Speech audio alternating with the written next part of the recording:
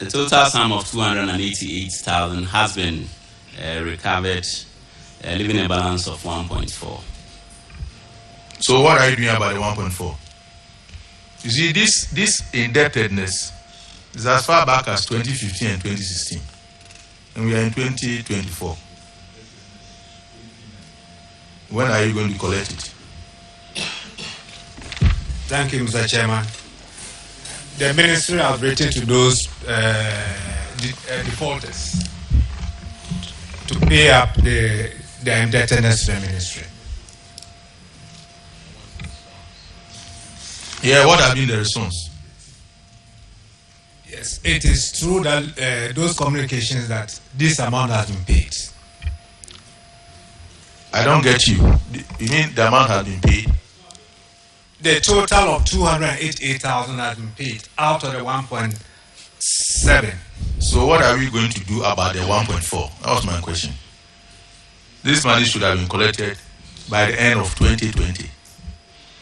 Now, Chair will pursue and make sure they are paid. That is not a good answer. What do you mean by you make sure they are paid? They have not paid for 4 years. What action have you taken? Mr. Chairman, the process is through which we got this 288 to be paid. We are pursuing it, and it's because it's working. Although it's a bit slow, but it's working. So we are pursuing same strategy to recover all the amounts. Minister, I think you should strengthen your efforts, because these charters were given in 2015, 2016. For all you know, some of them are not even working. And if people are still owing. Anyway, how many of the farmers are fully paid? Or the beneficiaries, how many are fully paid and how many are outstanding? Mr. Chairman, on top of my head, I'm not able to give you the exact figure, but I can get it for the committee. Okay. I don't know what Chairman will say to that. Why you say it's okay? You are a beneficiary. Where are you a beneficiary? It's 4 years. They are not collecting the money. I want you to take a decision on that. I want us to take a decision on that. Yes. Do you have a way of monitoring if those machines are still working? Mr. Chairman, we visit the regions and try and meet the beneficiaries. And if there are issues on repairs or maintenance, they call upon us and we follow up. So what is the challenge for the beneficiaries not being able to pay for the cost of the machines? It's difficult to tell. It's a complex issue because we look at what the farming they are doing, whether it is not, our farming is weather dependent, it's rain dependent. That is one. And two, marketing may also be a problem. Whether they get the right prices for the produce they churn out. That also, and I also feel that they also don't have a payment plan. Somebody knows I've signed an agreement to pay every month, let's say 2 cedis. But there's nothing wrong if you can even pay something before the due date. So what I've also done is I try to encourage whatever money you have, pay up. At the end of the day, you end up paying the total amount. So, you know this complex situation, but you are telling this committee that they will pay. Yes, Mr. Chairman. So were you lying to the committee? It's an effort we are putting up to make sure that you gave us hope. You gave us assurance that they will pay. When I probe further, you now reveal the complex nature of the whole transaction and the difficulty the farmers are facing, which to you know very well that they will not be able to pay. But you gave this committee the hope that they will pay. Why? Mr. Chairman, Honorable Minister, can you allow the director to respond to my question? He gave us that assurance. it's true, but we've had discussions before. He gave us that assurance. The reasons why he gave us that assurance, knowing very well the challenges facing by the families, he should tell us. Should be able to. You cannot explain that. Mr. Chairman, because of the nature of these transactions, we've had very good discussions, and we came to this conclusion that once if some of them are making the effort to pay, and looking at all the arguments, we should encourage them to continue paying, although it's painfully slow. So we're just pleading that you give us some more time. We work on it, and we will recover. Because some of us are also farmers, and some of the issues, so there's, because some have responded positively, we believe that the others will also follow suit. Look, Honorable Minister, Ghanaians are watching us. The farmers are watching us. There are other farmers who are not beneficiaries. They are also watching us.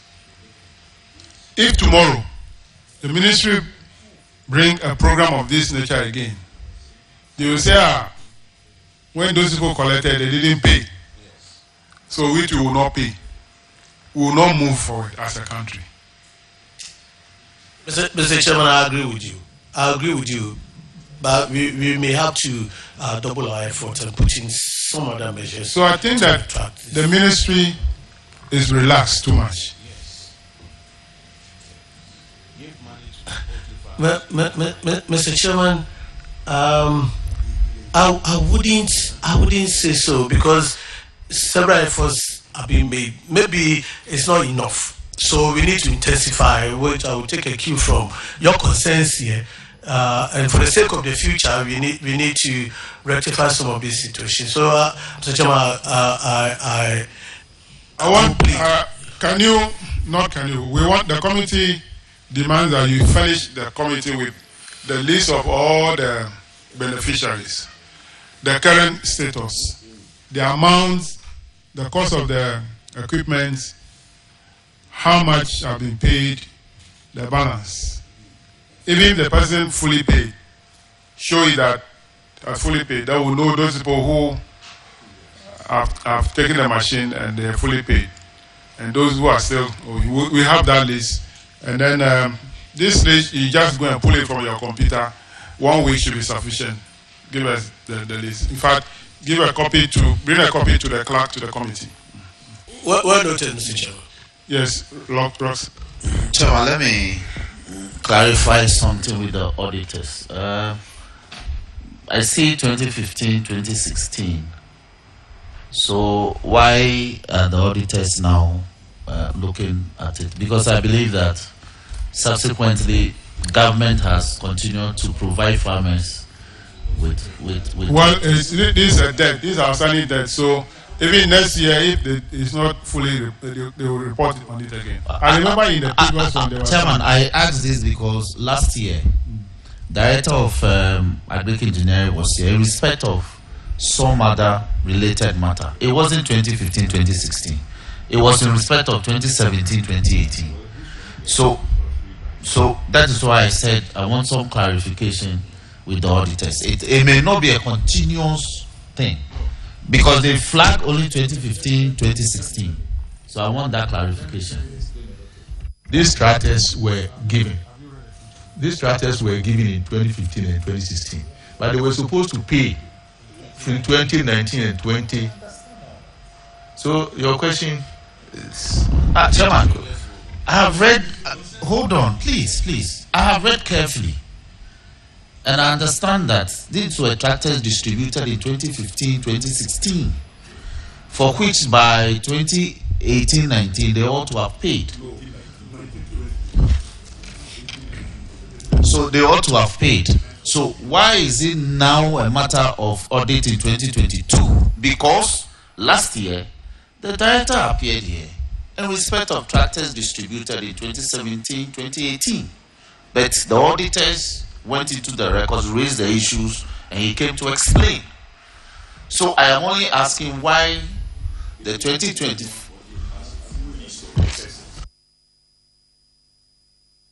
Let's move on. Honorable members, let's move on to paragraph 727. Vice Chairman. Thank you very much, Mr. Chairman. This is unreplaced return checks, and 3 clients issued checks for import and export certification, totaling 43,300.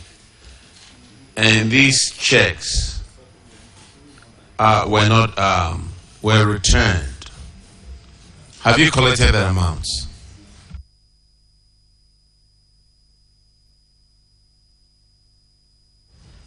Thank you, Mr. Chairman. The amounts have been collected and the auditors have been. Did you collect them with interest? Because it's stated here you should collect them with interest. Mr. Chairman, we did not. These were unreplaced checks that have subsequently been replaced. What do you mean by unreplaced checks? These checks were returned because they didn't go through. And you were supposed to collect the money with interest. Now, do you make your own rules or you follow rules? We follow rules, Mr. Chairman. So, did you collect it with interest? We collected. With interest? No, without interest. The amount collected was. Sir, simple questions, and then you want to quote the Constitution. I didn't want to go there. I didn't want to go there at that time when I questioned you about depositing into that account. I didn't want to go there at that time. Oh, now? Oh, you wait. Well, Mr. Chairman, you've crossed that bridge, so let's not go back to that bridge again. Our auditors, can you confirm, please? Honorable Chair, the amount has been recovered without interest. Thank you. All right, let's move forward. Paragraph 729. Shortage of packaging materials. The auditors have noted that the Plant Protection and Regulatory Services Directorate,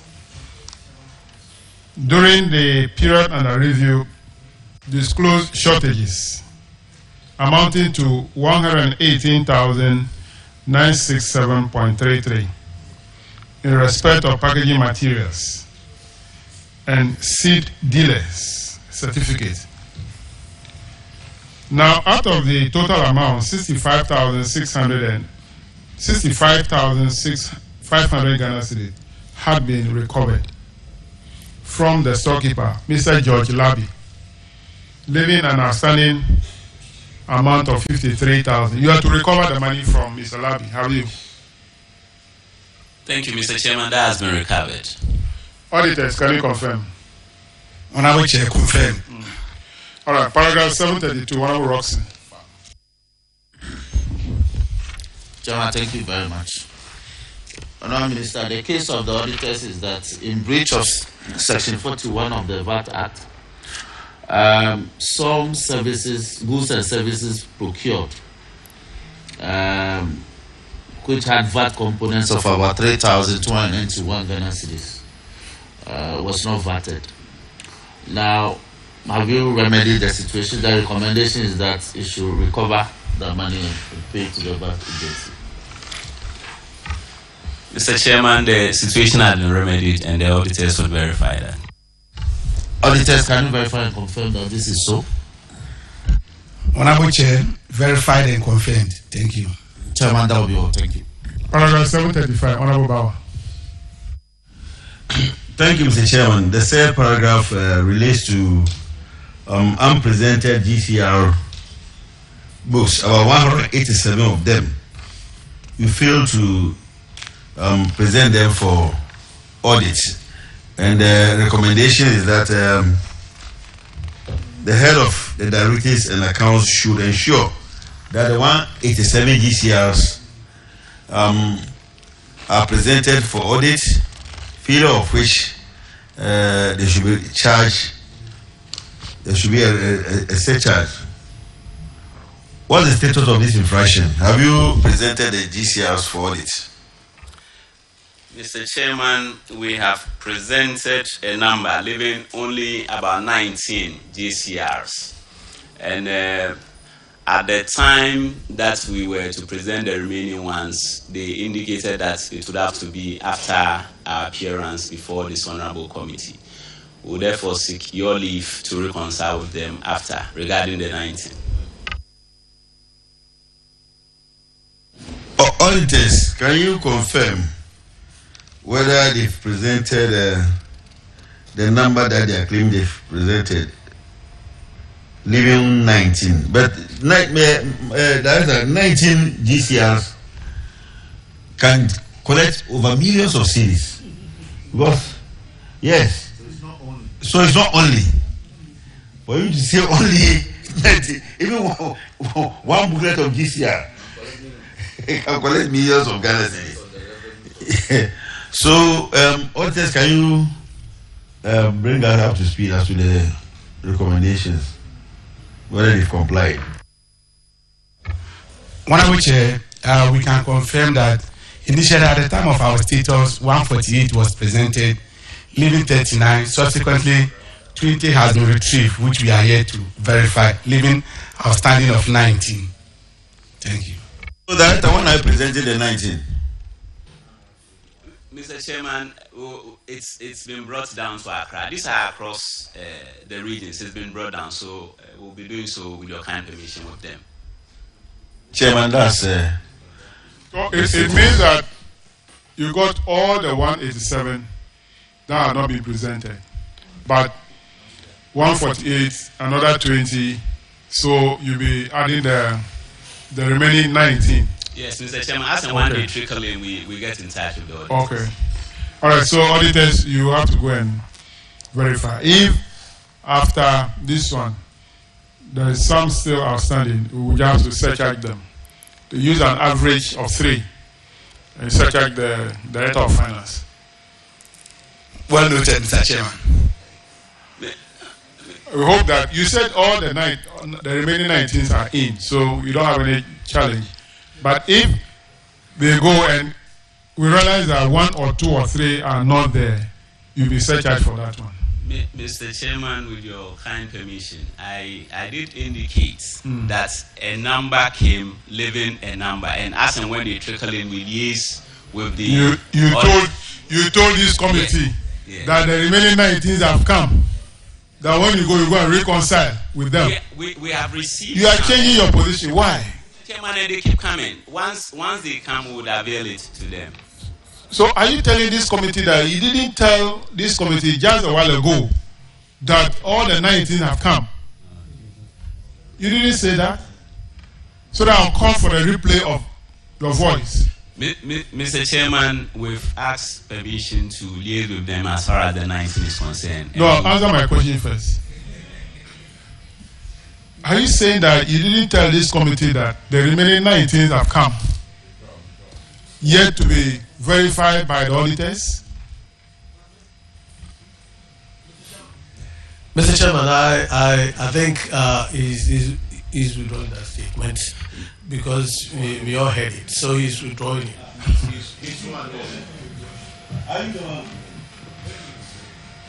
Let him withdraw himself. Honorable Minister, most of these... Mr. Chairman... Most of these people come to the committee, excuse me, language, to lie. We know, not that we don't know. When you are lying, you know.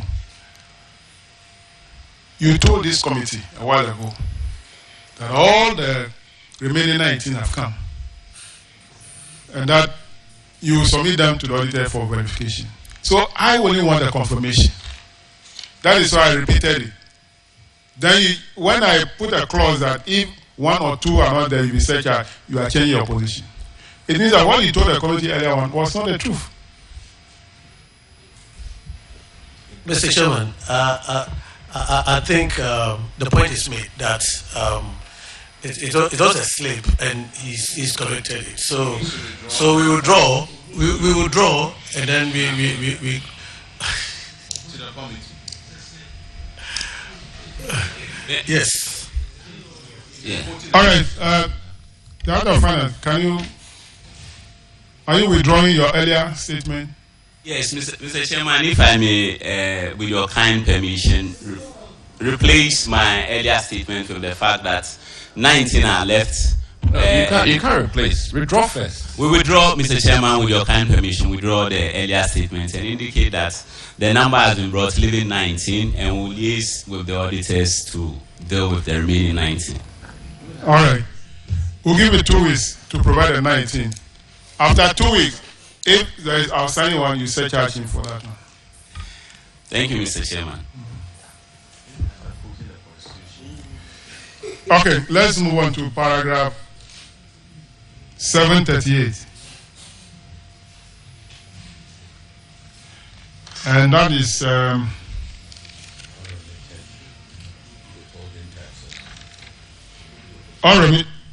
unremitted withholding taxes, 20,988. Have you remitted the amount to GRA?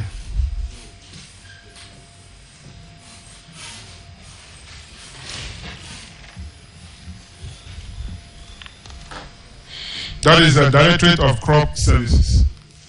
Yes, Mr. Chairman, this payment was not made. So, there was no withholding tax to be withheld. Okay. Yes. Have you reconciled that with the auditors? Yes, we brought it to their attention. Auditors, can you confirm that actually there was no payment that will attract this tax? Honorable Chair, confirmed. Okay. Paragraph 741. Overdue credit facility. Ranking will take it. Yeah. Our review disclosed that rice processing facilities costing 373,438 cedis was allocated to 3 entrepreneurs for Inland Value Rice Development Project in 2012 to be repaid from 2013 to 2018. We noted that 4 years after the repayment period, only 150,000 has been paid, leaving an outstanding amount of 221,000. Blah blah blah. The chief director should ensure that the director recovers the outstanding amount of 221,000 with interest at the prevailing Bank of Ghana rate from the 3 companies, and we pay same to the Auditor General's recovery account. Has that been done? Mr. Chairman, a total amount of 55,000 has been recovered, leaving a balance of 166,000. And what arrangements do you have with the farmers to recover the balance? What arrangement do you have with them to recover the balance? Mr. Chairman, we've written and contacted them severally. So in the circumstance, we've written to the Attorney General for advice on this matter. Have you received any response from the Attorney General? No, Mr. When did you write to them? Mr. Chairman, that was 11th January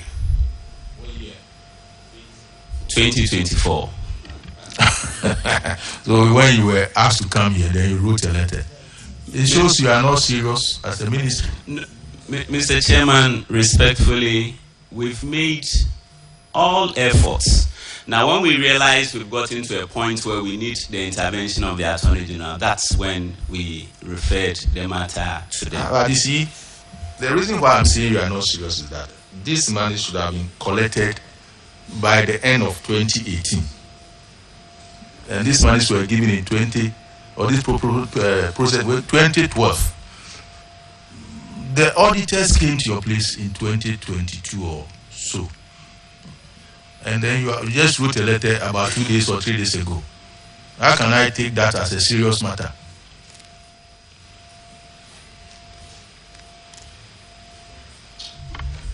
Can you give us a breakdown of the 55,000 that you'll be able to recover? Mr. Chairman, Sakazi Enterprise has paid 30,000.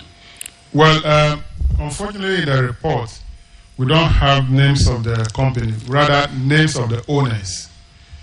So the first one is Mr. Joseph Ebo Dazi. He owed 8,304 Ghana, 0.71. Then Mr. Kobina Khan Dazi.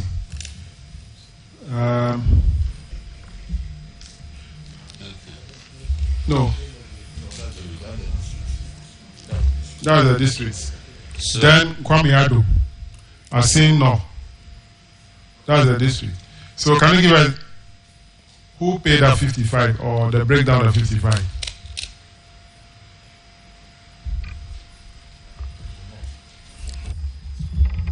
Which one?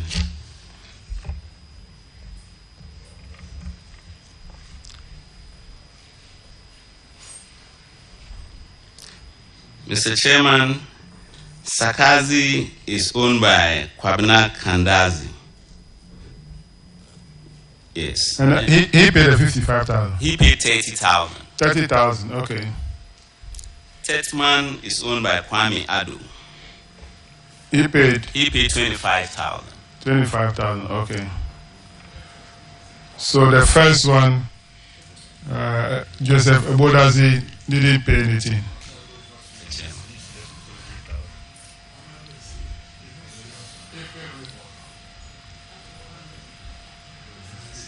Now, according to you, you have referred the issue to the Attorney General. What do you want the Attorney General to do? We are seeking their advice on this matter as to the best course of action to take. So you didn't get any response yet? Yes, Mr. Chairman. You just wrote a letter 2 weeks ago or 3 weeks ago? 11 January, Mr. 11 January, okay. So do a follow-up to that letter. Let's see the advice the Attorney General will give. Furnish us through the auditors the response from the Attorney General. Well noted, Mr. Chairman. That will advise us also on what kind of recommendation we can make. Mr. Chairman. Now, paragraph 744, Honorable Kofi Adams. Thank you very much, Mr. Chairman. Mr. Chairman, contrary to Regulation 82 of PFMR Regulation 2019, the Directorate did not present 5 payment vouchers totaling 42,698 for the auditors to review. The auditors also noted you withdrew an amount of 95,399 from an operational account without payment vouchers. The Chief Director is to ensure that the Head of Directorate and Accounts pay this money into the Auditor General's recoveries account at Bank of Ghana, failing which the Chief Director himself should pay this money. What has happened to these findings by the auditors? Mr. Chairman, all the required documents have been presented to the auditors. So, can I find out, is it because sometimes we don't punish you heavily directly? That is why some of these documents are not properly filed so that when the auditors come, they can get it. Because sometimes I don't understand.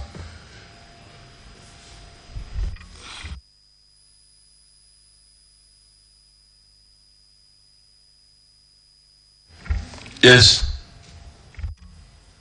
Mr. Chairman, when they come, we do our best to provide all documents. But naturally, there are occasions where some will not be readily available, and you do our best to present it to them as soon as our attention is drawn to that. Thank you, Mr. Chairman.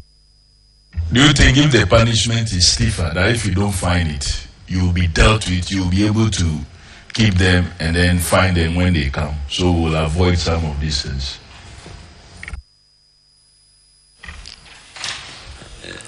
Well, Mr. Chairman, efforts are made, and I believe with time the numbers keep reducing. It should be an avoidable thing, and we hope that is what we strive for, Mr. Chairman. Auditors, can you confirm the submission of the documents?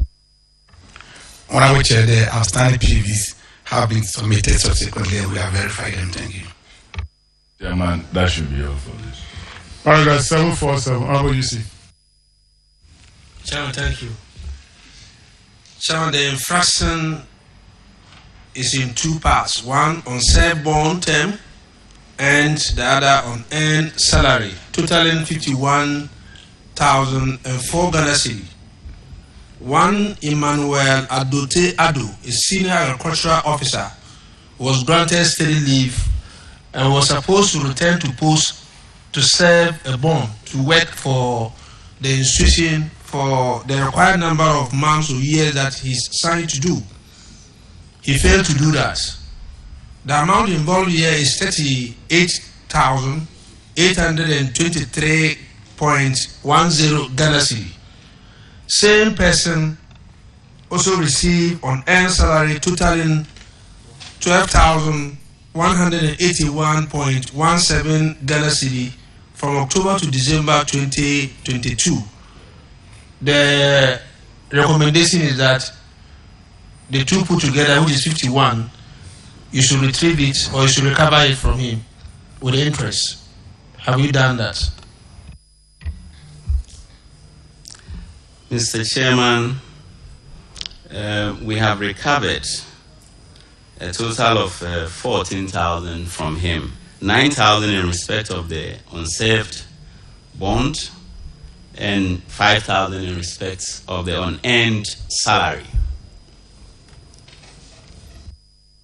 What is the difficulty? Why haven't you been able to recover all? Mr. Chairman, we have written countless letters to this individual. The response has not been positive. And so what we have done most recently is to write to the Economic and Organized Crime Office to refer the matter to them to assist in the recovery, Mr. Chairman.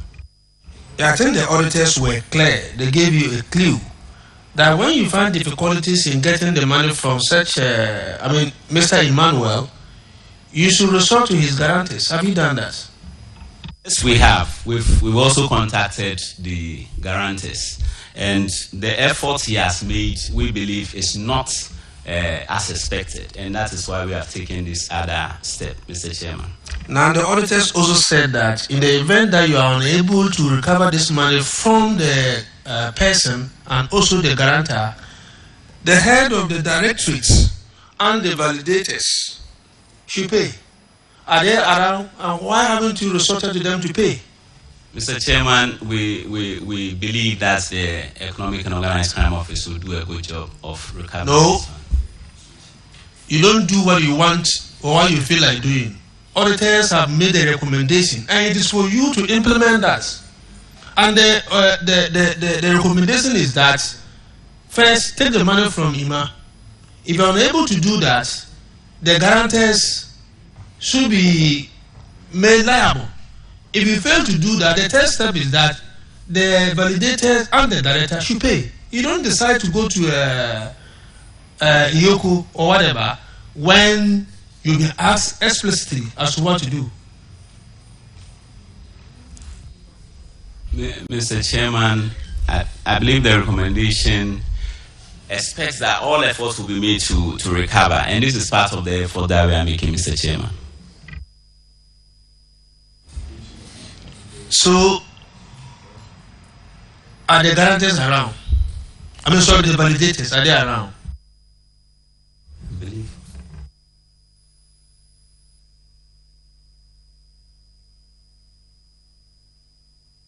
So clearly, if you ask me, Director, Minister, if you ask me, get the guarantor, the validator, as well as the director to pay.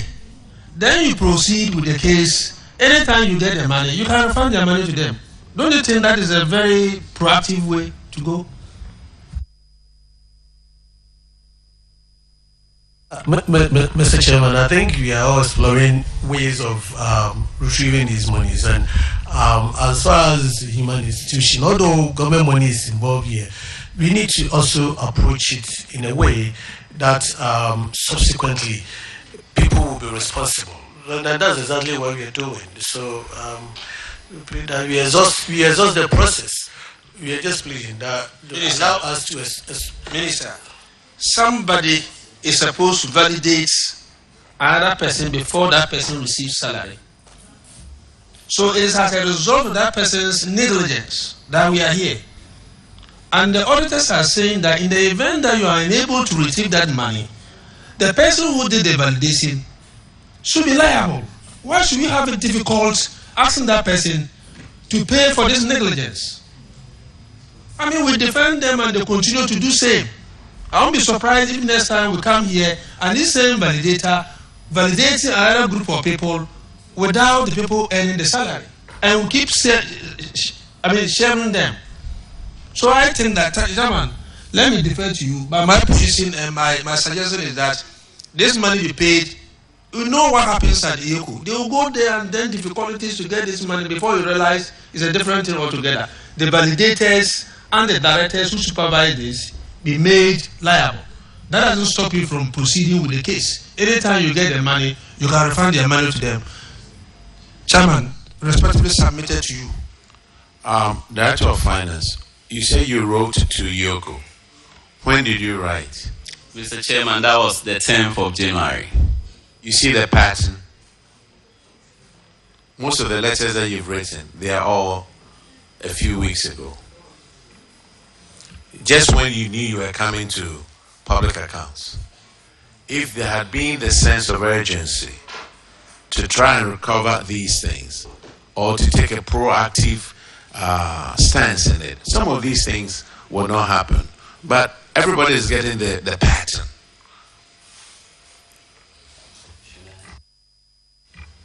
Mr. Chairman, Mr.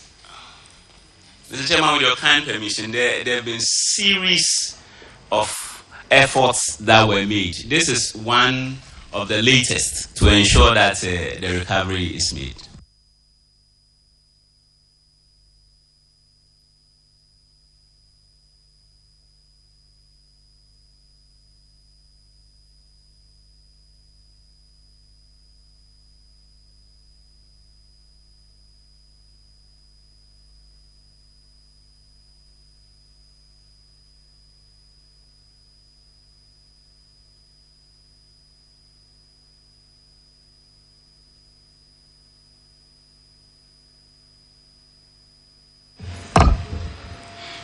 But did you say you have a payment plan with the guy, or there's no arrangement?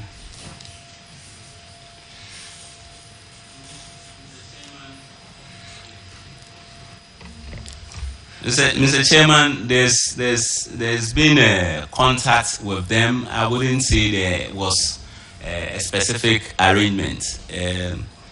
But the response has not been as expected. Mr. Chairman, that's why we've had to resort to this last. They are here in Ghana? I can't tell for sure, because the latest communications with this individual has even been through email. I suspect he's not in the country.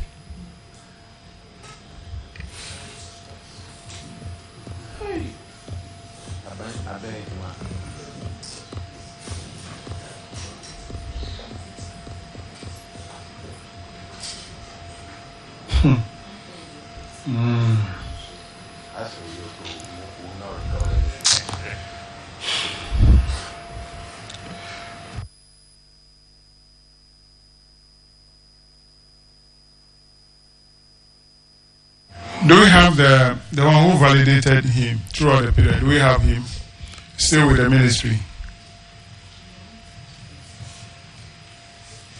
Is he still working with the ministry?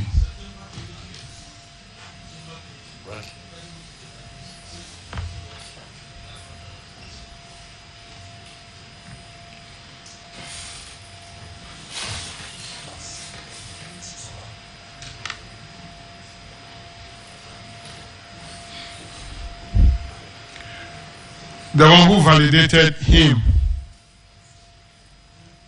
apart from the period that he was on steady leave, he was paid again between October and December 2022.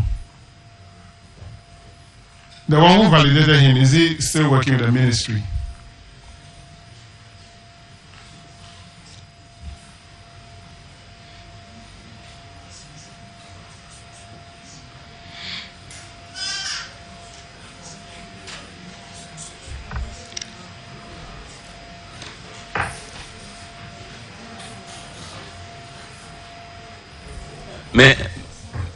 Mr. Chairman, we're trying to see if the person is here. Would establish that. No, I want to find out if the person still works with the ministry. Oh, I believe so, Mr. Chairman. So that is what I want. Not that the person should be here. So, but what is his name? Who does the validation? The one? He or her name? Mr. Chairman, would establish that and get back to the committee. All right, so the portion that relates to the 3 months, that is the 12,181, will be surcharged on the one who validated him.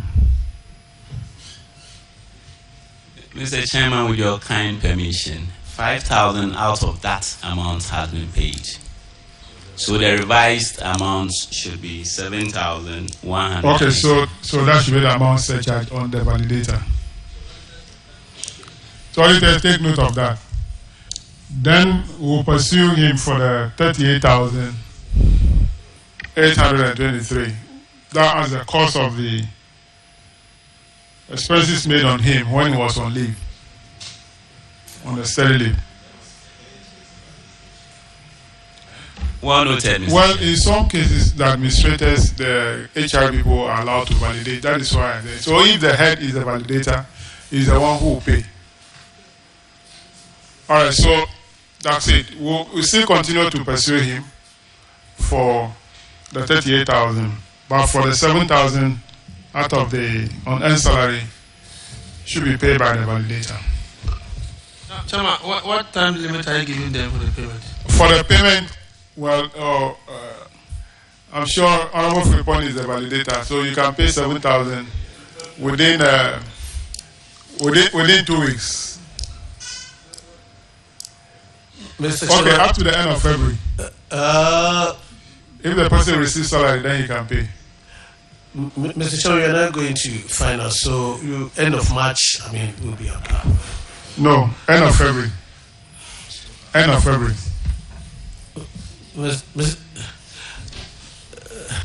End of February. Paragraph 750, Honorable Aka. Thank you very much, Chairman. It is noted that Miss Charlotte Oponba vacated posts and still collected salary for a year, amounting to 8,256.51, and you have been ordered to collect this money. And in lieu of that, the amount should be recovered from the head and validators. What have you done about this? Thank you. Mr. Chairman, the steps we took relates to all those who have unearned salaries. We put together a list of all those affected by such recommendation, and that was within the letter written to the Economic and Organized Crime Office. So it means you have not collected anything at all from this individual?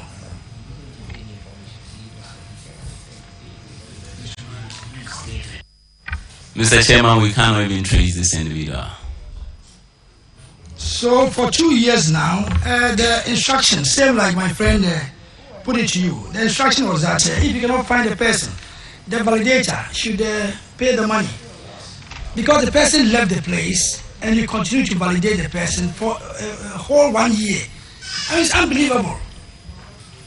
Is it not a ploy for them to collect the money and share? Yes, it does happen.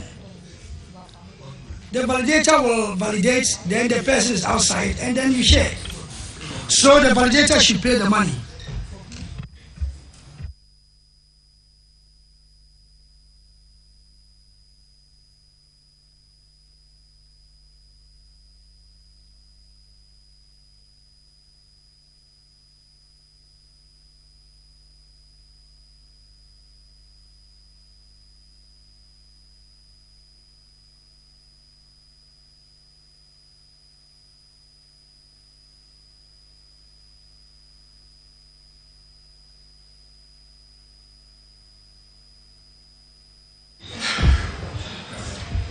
Can we move?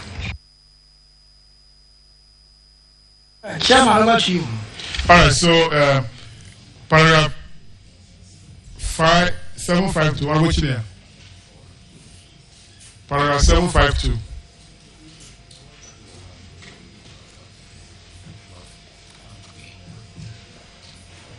Okay, it's about undeposited revenue, 4,600. Have you deposited the money?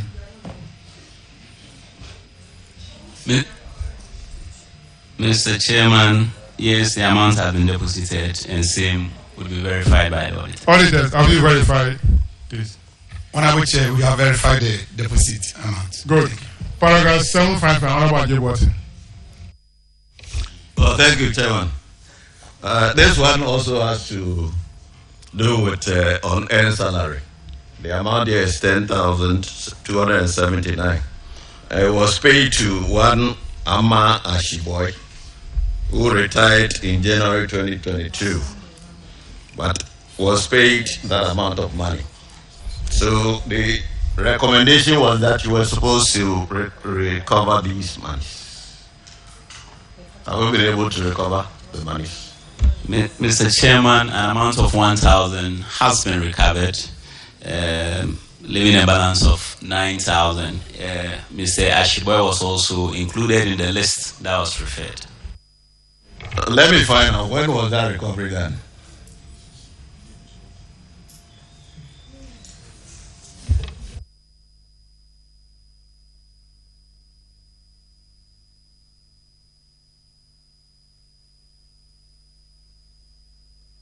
You see, I'm asking that question because September last year. September 28th. You know, the auditors were at your place and this issue was flagged.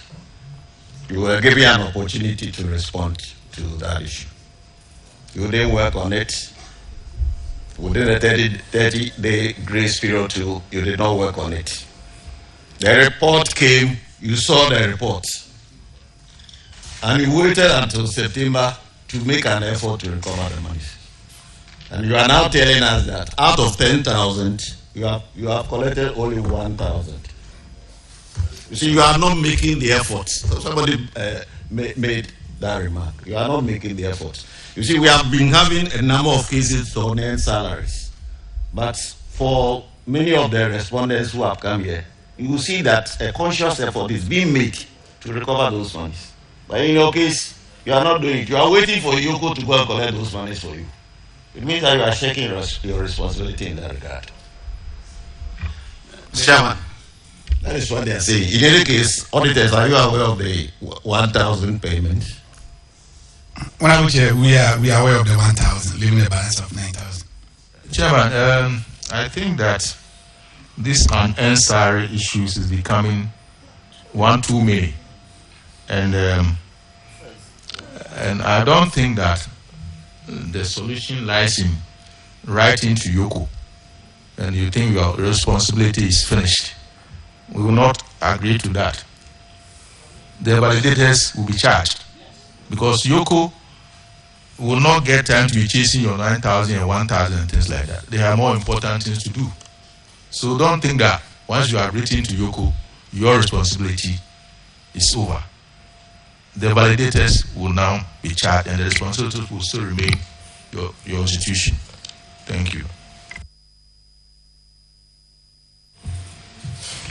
So based on that, the one who validated Mr. Ama Ashiboy should be surcharged with a difference of 9,000. Auditor state no. Honourable Minister. The one who validated Mr. Ashiboy Mensah Ama should be searched out with a difference of 9,000. Yeah, Mr. Chairman, unfortunately, he's also on retirement. I don't know.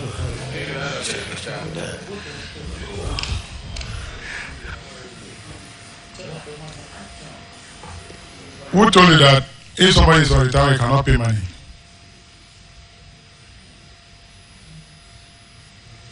This one retirement, you should pay. Go after him. I hear you, Mr. Chairman. Chairman, thank you. Chairman, I think there has to be consequences for some of these matters.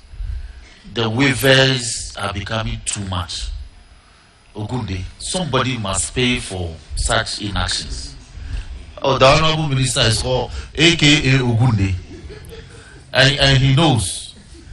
So the on-end salary infractions this year is simply nauseating. It used not to be many, but suddenly it's all over the place. So somebody, the validators, should be held accountable because they colluded. Last week we found evidence of collusion. They collude, they validate, they take the money, they pass back, they go and collect a share. So somebody should be held accountable. I thank you. The next one, paragraph 757, Honorable Kisi. Thank you, Chairman. This has to do with unsupported payment voucher for the amount of 10,000 Ghana cedis. This is in relation to Statistics Research and Information Directorate. Has a supporting document been provided? Mr. Chairman, yes, it's been provided, and the auditors will verify same. Thank you. Audit Service, can you confirm, please? Honorable Chair, confirm.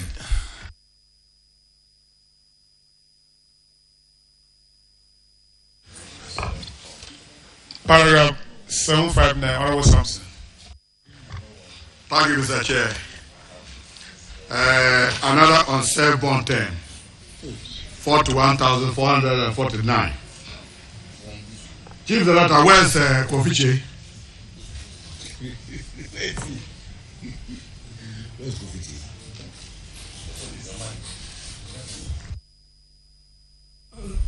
The Director Street is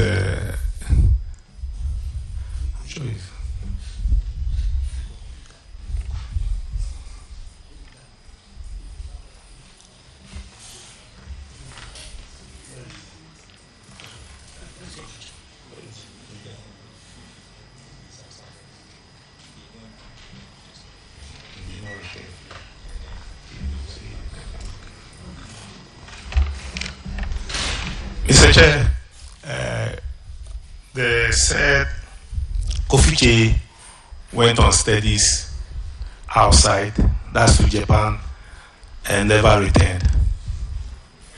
Chief Director. Yes, Mr. Chair. After the studies, Kofiche came and served 6 months. True or not? He came and served 6 months and we did not find him again. He said after the studies he did not return. But the man came back and served 6 months in your office. Yes, sorry for the error. He came, served some time and left. Please, Chief Director, will you withdraw your first statement? Duly withdrawn. Thank you, Mr. Chair. Chief Director, have you recovered the 41,409?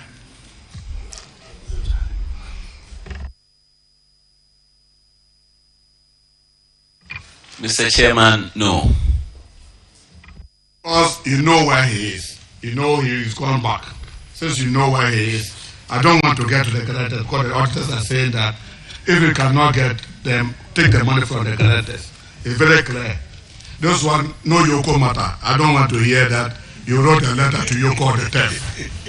The creditors are there. The chief director, you know where he is. So when are you going to recover the money?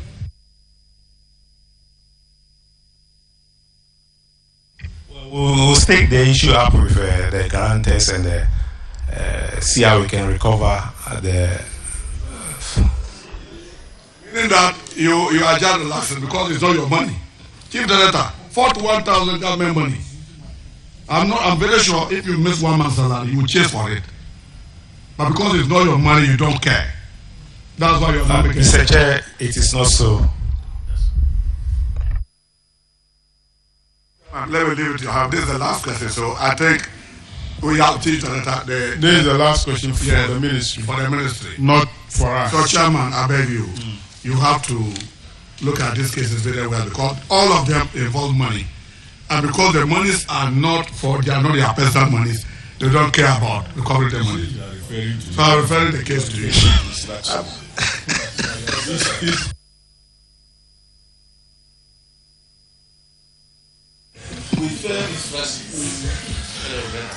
Yes, boss. So, Chief Director, we can get hold of the guarantors. There are two. One, Claudia Ando, and Mary Rama Enim.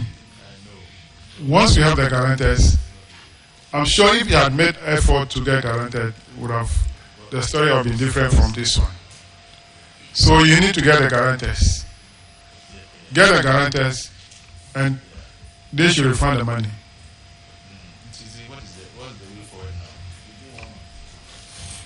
Yeah, within 1 month. If the money is outside, you say you went to school in Japan, right? Yes, please. Some few Japanese yen will help. So, up to the end of this month, you should give us, they should refund the money and then report to the auditors. Noted, Mr. Chairman. So that will be all for the ministry. You are discharged.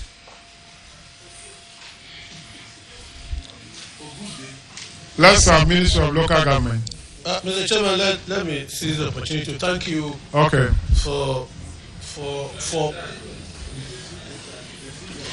I'm taking the privilege.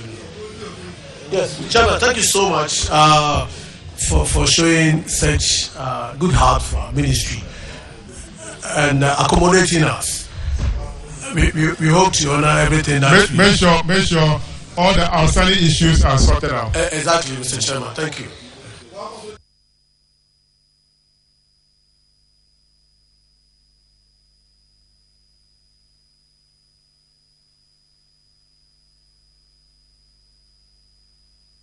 Let's have Ministry of Local Government and the Ministry of Water Resources and Sanitation to take the oath. The two ministries should take the oath.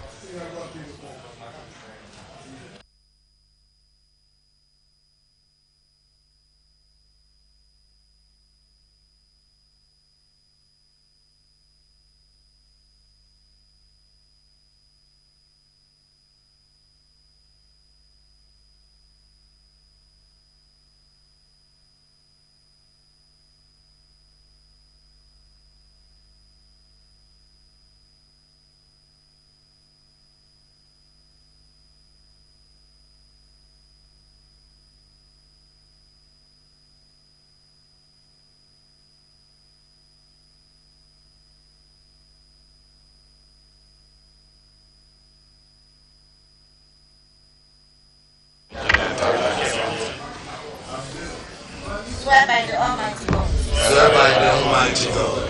That the evidence I shall give before this committee. That the evidence I shall give before this committee. Touching the matter in issue. Touching the matter in issue. Shall be the truth. Shall be the truth. The whole truth. The whole truth. And nothing but the truth. And nothing but the truth. So help me God. So help me God. Thank you very much. We'll start with Ministry of Local Government.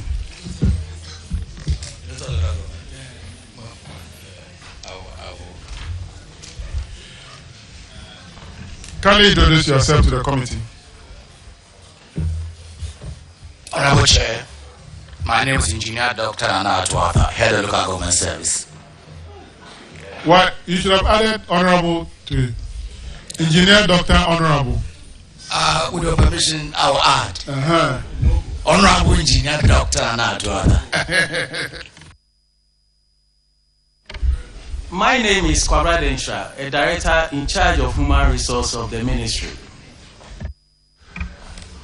Honorable Chair, the name is Dela Kemevo, Director General Administration of the ministry. Thank you, Honorable Chair. My name is Eric Niyele Banoyele, the Financial Controller of the ministry. Thank you.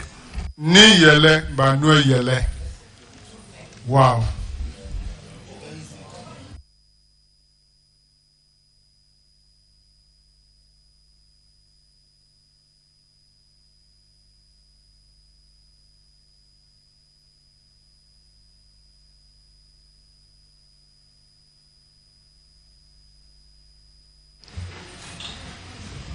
Where were you before you came to Ministry of Local Government? Thank you, Honorable Chair. I was at the Fisheries Commission. Fisheries Commission? Yes, Honorable Chair. I thought you were at the Ministry of Trade. No, Honorable Chair. Okay, all right, thank you. But where is the minister or his deputies? Honorable Chair, the Honorable Minister is out of town. And the Minister of State, Honorable Obi Amwa, who was supposed to lead the team, is indisposed. The same of the Chief Director. So I'm here with directors of the ministry and heads of institutions who have been affected by the 2022 audit reports. Honorable Chair, the Chief Director of Upper West region and his team are facing transportation problems, so they will join the team very soon.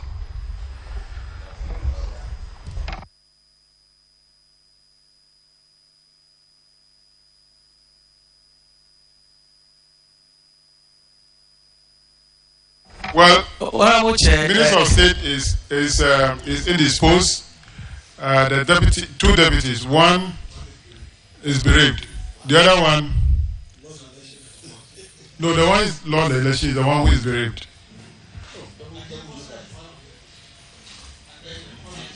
Oh, okay. Intim is the one who is bereaved. Obiamo is indisposed. Then Ajay Kosa. What is Ajay Kosa? He's also out of town, please. Is this celebrating? All right. Colleagues, the issues are not that much, so we can consider them.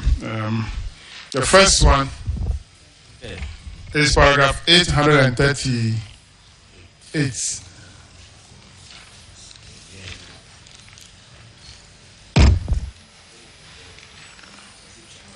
And it's on headquarters or head office on earned salary 39,183 Ghana cedis. It's involving 4 staff: Salifu Ibrahim, Kwame Aka, Dorothy Oni, Barbara Uferewa Asante.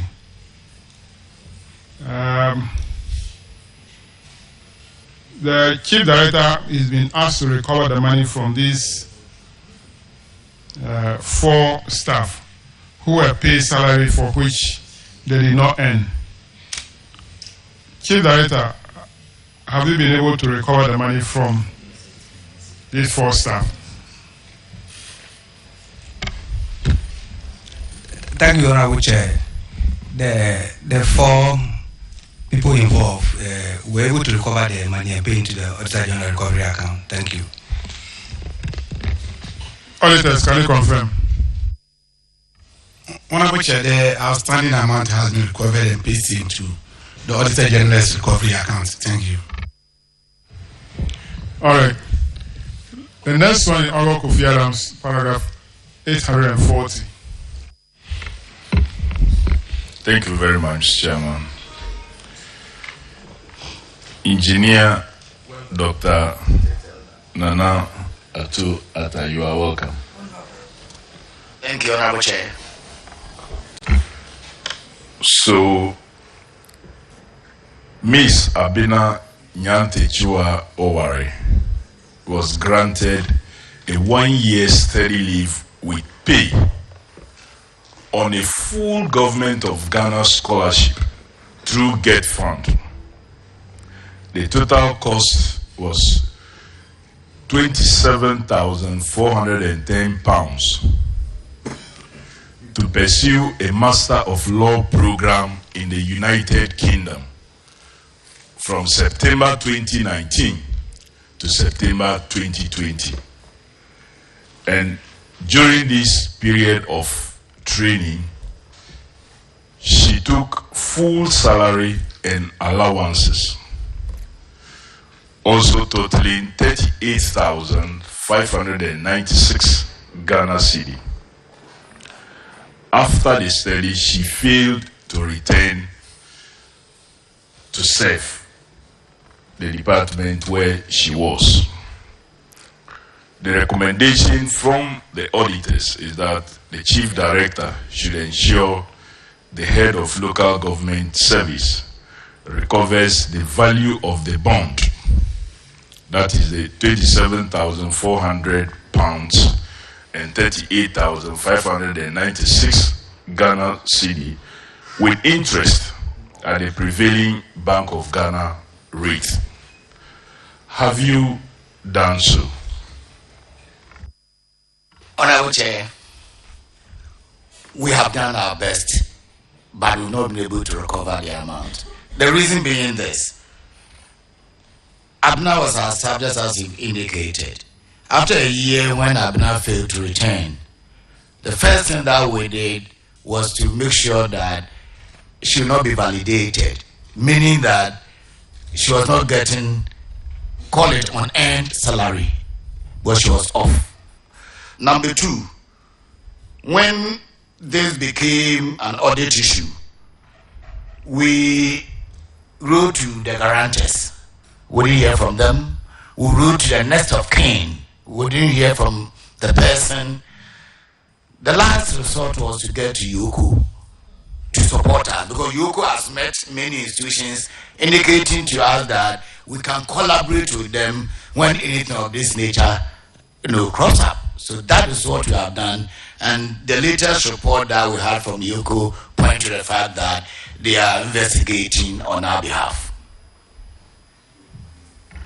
You said there was no unearned salary.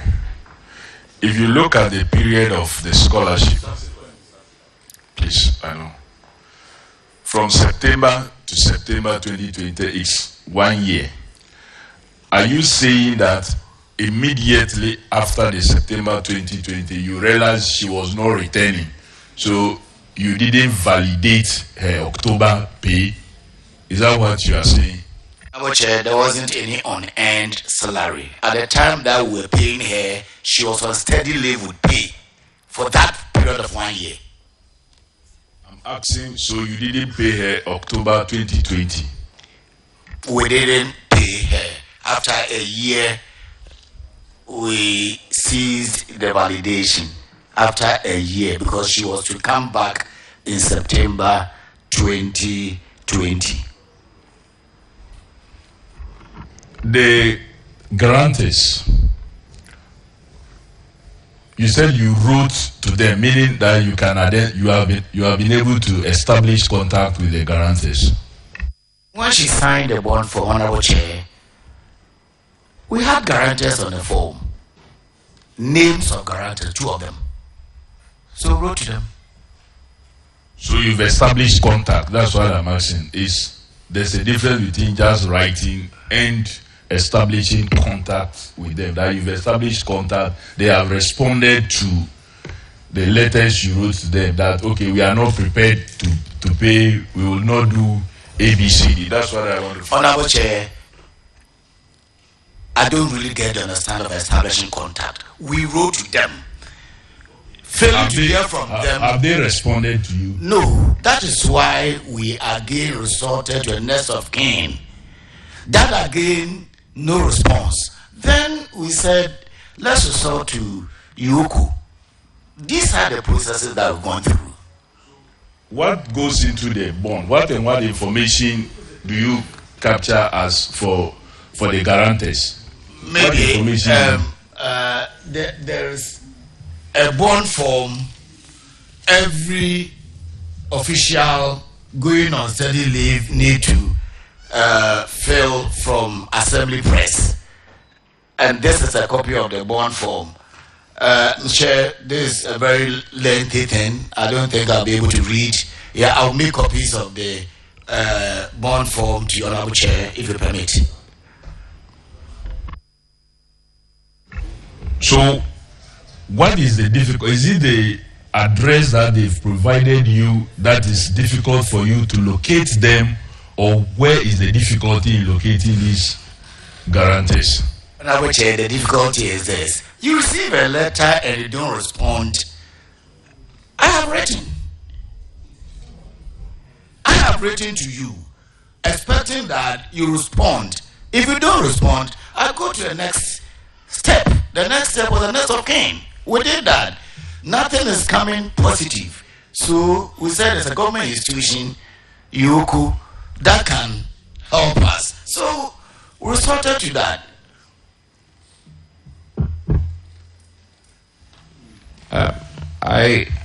With the greatest respect, I was of the opinion that maybe the court system before IOCO, or there's no room in the contractual bond agreement for court, because I don't think IOCO really is where we go if you're doing debt collection as an institution. Because you can have them respond to you in court. About Chair, respect. Recently, Executive Director IOCO met a number of institutions, including us, the way we can collaborate when such things crop up. And we thought that they are doing well in that. So use that, channel. Honorable Chair, if that also fails, then perhaps the last will be going to court. You said recently the IOCO boss met with you. So before the IOCO boss met with you, what really were you doing? What would you have done? What we have done, I think I've indicated, Honorable Chair, respect. First of all, to write to the guarantors. That you've done that, you've written to guarantors, you've written to next of kin. Right. That what should have been ideally your next action that you should take to recover this money, feeling which maybe another institution will come in to help you. Because like he's saying, you've not exhausted your own processes. Honorable Chair, what are my own processes? My own processes is go through what I have indicated. When we are not receiving any positive response, go to IOCO. When IOCO feels, with respect, what honorable member has suggested, go to court. Then we can take that next step. So when did you write to the guarantors? Letters here.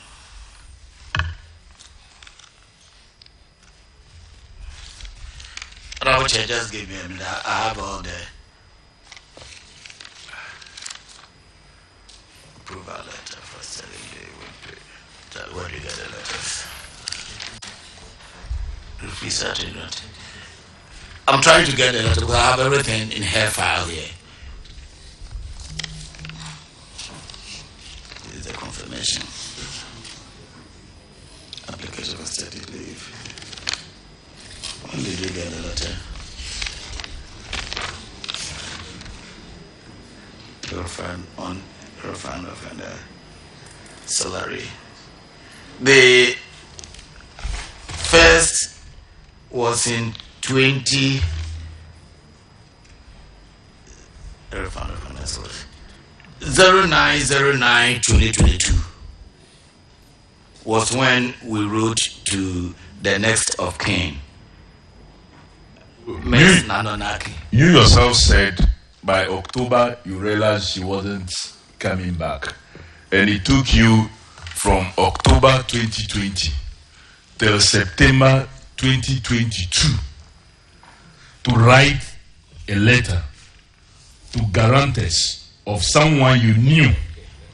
No, say guarantors first. Guarantors to someone you knew in October 2020 that the person was not returning after taking all these benefits.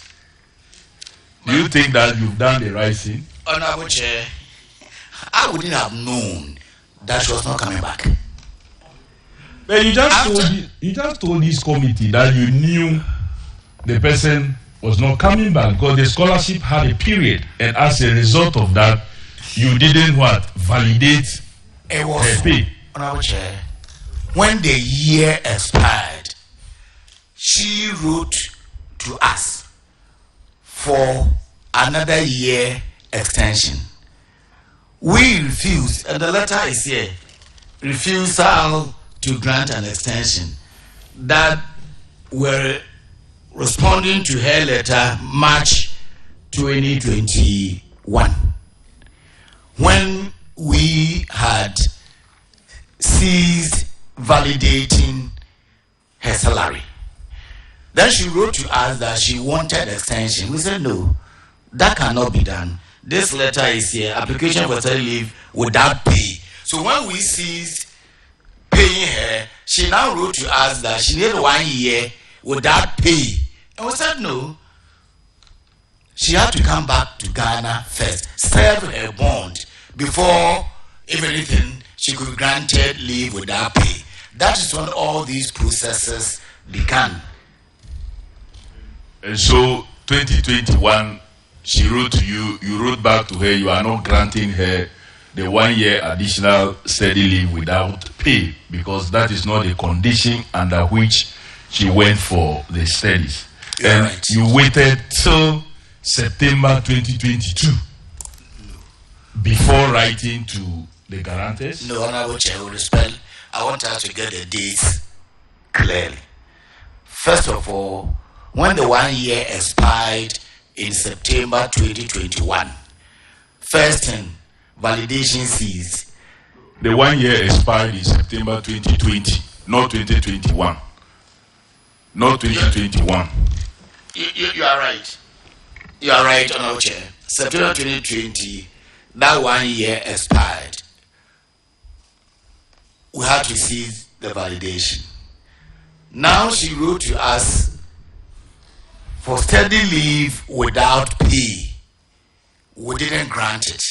Now, the issue became an audit infraction. Immediately this was revealed, we had to take steps in recovering the amount. So we started with the guarantors, we went to the next of kin. That is all that we have done. Engineer, that's what I'm asking. You have given us date of your first letter to the guarantors, and you quoted 090922. Unless the date you are giving us is wrong. That is my point, that you waited the whole of 2021. You took no action. Then 2022 till September before you brought in the guarantees. No, the action, Honorable Chair, the action that we are taking was to discontinue the salary. That was the action that we are taking, because if you're not coming, then we are not paying you any longer. So you are not paying. You spent money to educate the person. Whilst the person was there, you were paying her salaries and allowances. You are supposed to return after a year because the program was for 1 year. A year after, the person says, I am not coming.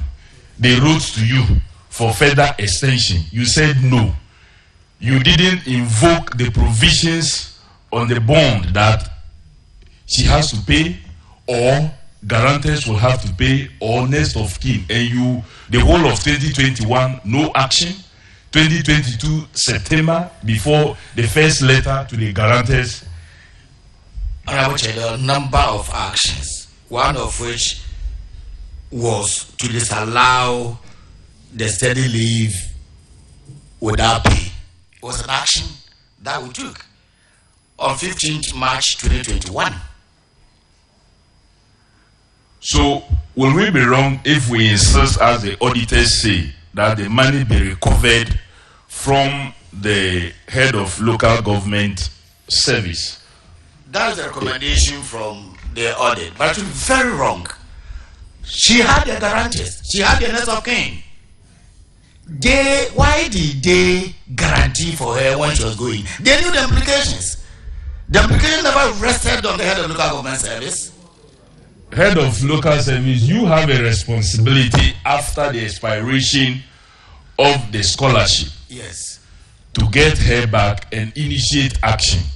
You did not initiate any action in 2021. No action in 2022 until September. Don't you think that that's the reason why you have to pay? Because if you had initiated action earlier, it would have saved the nation this huge sum of money. Honorable Chair, how was I to get her back from UK when I live in Ghana? Exactly, that's exactly what we did. Through the guarantees. Through the best of kin. After 2 years. The person was not after 2 years, with respect. The mails are here and I'm reading from her file. 15th March 2021 from September 2020 wasn't after a year. Honorable Engineer Dr. Nana Ato Ata. Honorable Chair. When you wrote to the guarantors, can you give us the dates you wrote to the guarantors?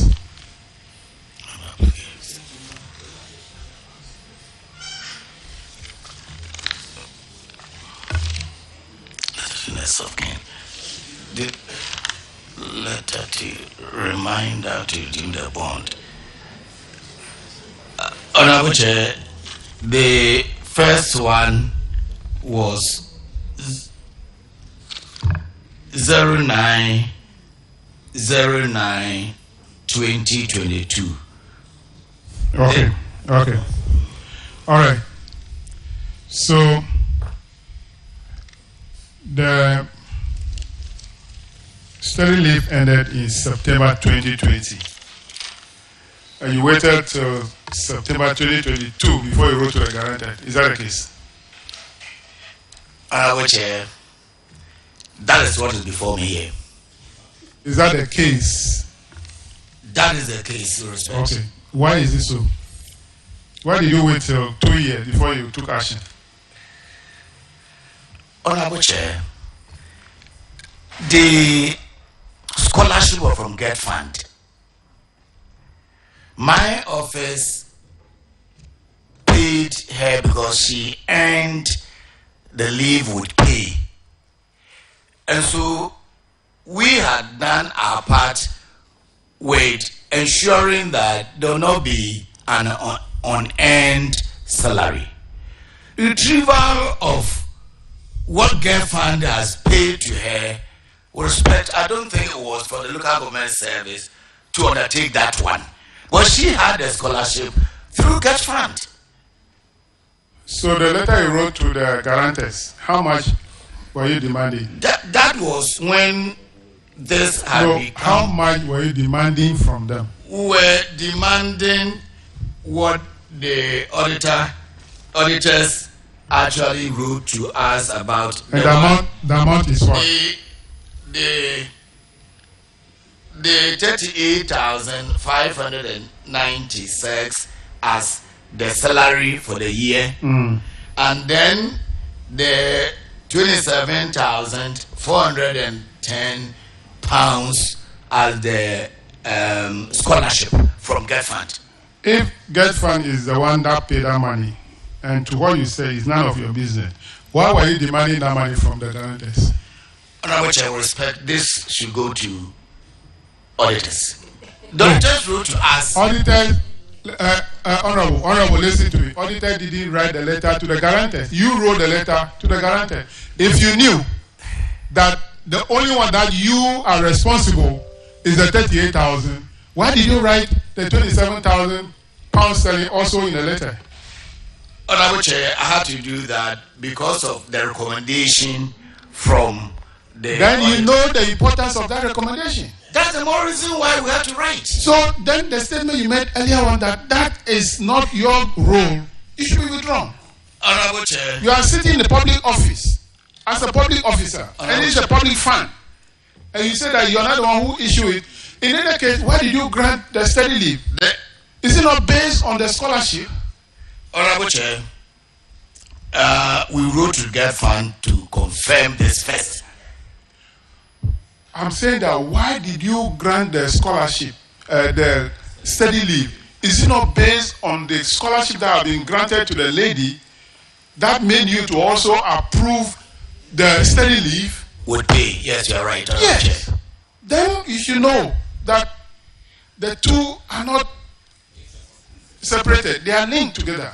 Honorable Chair, you are right. So now you agree with me that it's your role to chase the entire amount.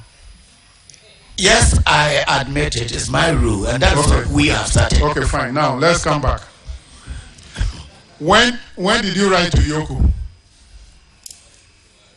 The Yoko's letter is 17/01/2024. Good. When you were invited to appear before this committee, you wrote to Yoko. Honorable Chair, with respect, we hadn't had the letter then. But did Yoko reply your letter? Yes. Honorable Chair, we have a copy. What is Yoko demanding from you? Can you have the letters with you?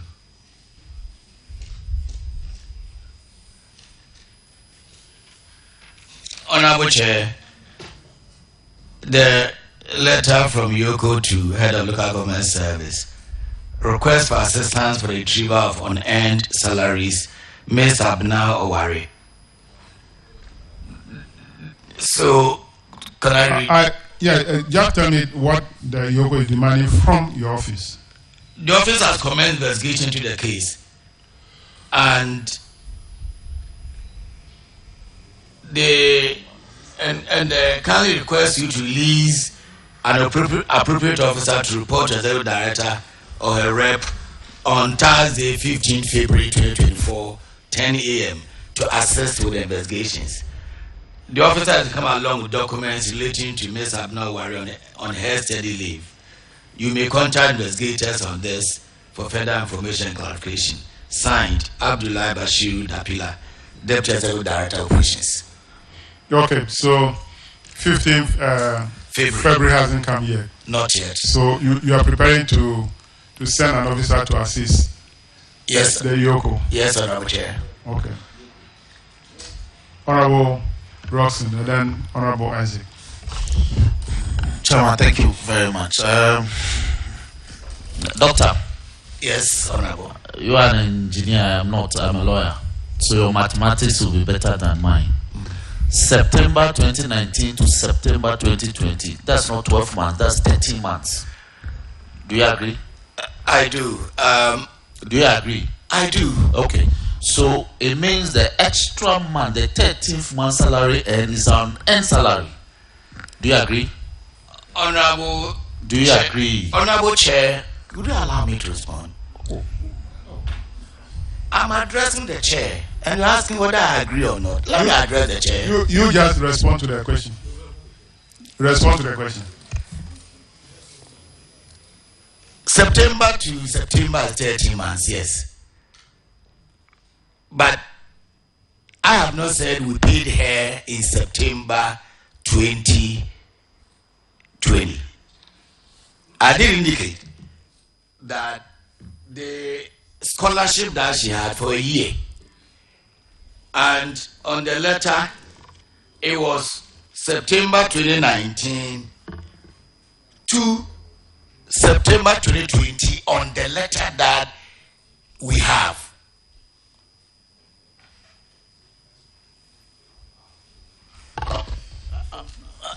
I have listened to Dr. Atuata carefully, and you were very clear that you paid a 1 year salary. I don't think 1 year constitutes of 13 months. So I just want to have the facts reset. So you agree that she earned 13 months salary and not 12 months? The approval. I just want us to have these facts reset. Yeah. Would pay. Okay. So to September 2020. Honorable Chair, your calculations are right, but I'm reading from a document signed before the lady left Ghana. I refer to a letter dated 15 March 2022 and above mentioned. You recall that you were granted a 1 year leave with pay from September 2019 to September 2020. I'm reading from the document that she signed. Doctor, exactly my point. That's why I began by saying your mathematics will be better than mine. And you affirm before this committee that you pay them 1 year salary equivalent. 1 year, we've all been taught, consists of 12 months. So I am saying that if per the letter you pay there a total of 13 months salary, then that will constitute the fact that the extra 13 months will be an earned salary. And so the auditors are right in the finding of that fact. Honorable Chair, there's nothing from the auditors indicating an unearned salary. From the document that we have here, on served one term and the period that she was away for 1 year, per her salaries and allowances, totaling this, there's nothing before us indicating that there was an unearned salary. Nothing to that effect. Now, be it as it may, do you agree that the 13th month salary end will constitute unearned salary? Honorable Chair, I have not found it anywhere that she was paid any 13th month. I have not found it. Now, so I am putting it to you that September to September 2019 to September 2020 does not constitute 1 year. It is more than 1 year. Honorable Chair, let that fact be set. Honorable Chair, your calculation is perfect. Thank you. But the auditors are here as to whether she was paid 13 months. I don't think a member of a committee will actually put that to me. The auditors have not mentioned that to you. Very well. Now let's move to the next fact. You are established under section 49(1) of the Local Governance Act, Act 936. Is that correct? You are right. Act 936 of 2016. Good. You are established as a body corporate with perpetual succession. Is that correct? You are right. Now, it means that you are capable of suing and being sued. Is that correct? You are correct. So why haven't you taken a civil action in recovery of this amount of money? And you are writing to Yoko. We are of the view that it will be easier for us to get it through Yoko than to go to court. And I've indicated here that should that fail, of course, the next line of action will be to go to court. But we were of the view that perhaps it will be easier getting it through Yoko. That was our view. Honorable members, I think we should end somewhere. No, we should end somewhere. We should end somewhere.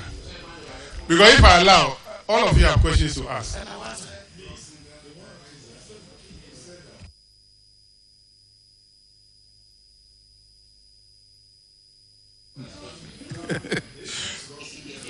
Look, Honorable Dr. Engineer Nana Ato Atta,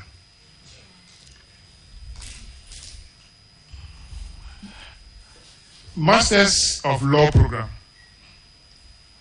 Are there no universities in Ghana that offer this program? Honorable Chair, there are universities offering Master of Laws in Ghana. So, what type of section of law that she's doing that she must be given a study leave to do that in UK? Honorable Chair, this question is beyond me. I'm not talking about sponsorship. I say steady leave. So that one.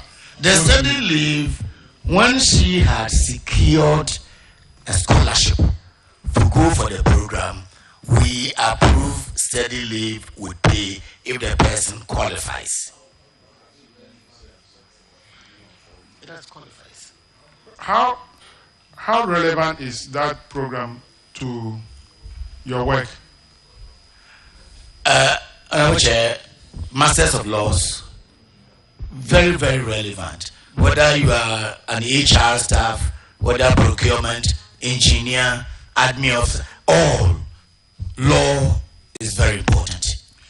Has Yoko demanded that you give the ladies date of birth? Not yet, Honorable Chair. The letter that I read, because they've asked us to get an officer to liaise with their officer, I believe during the investigations, some of these things will come up.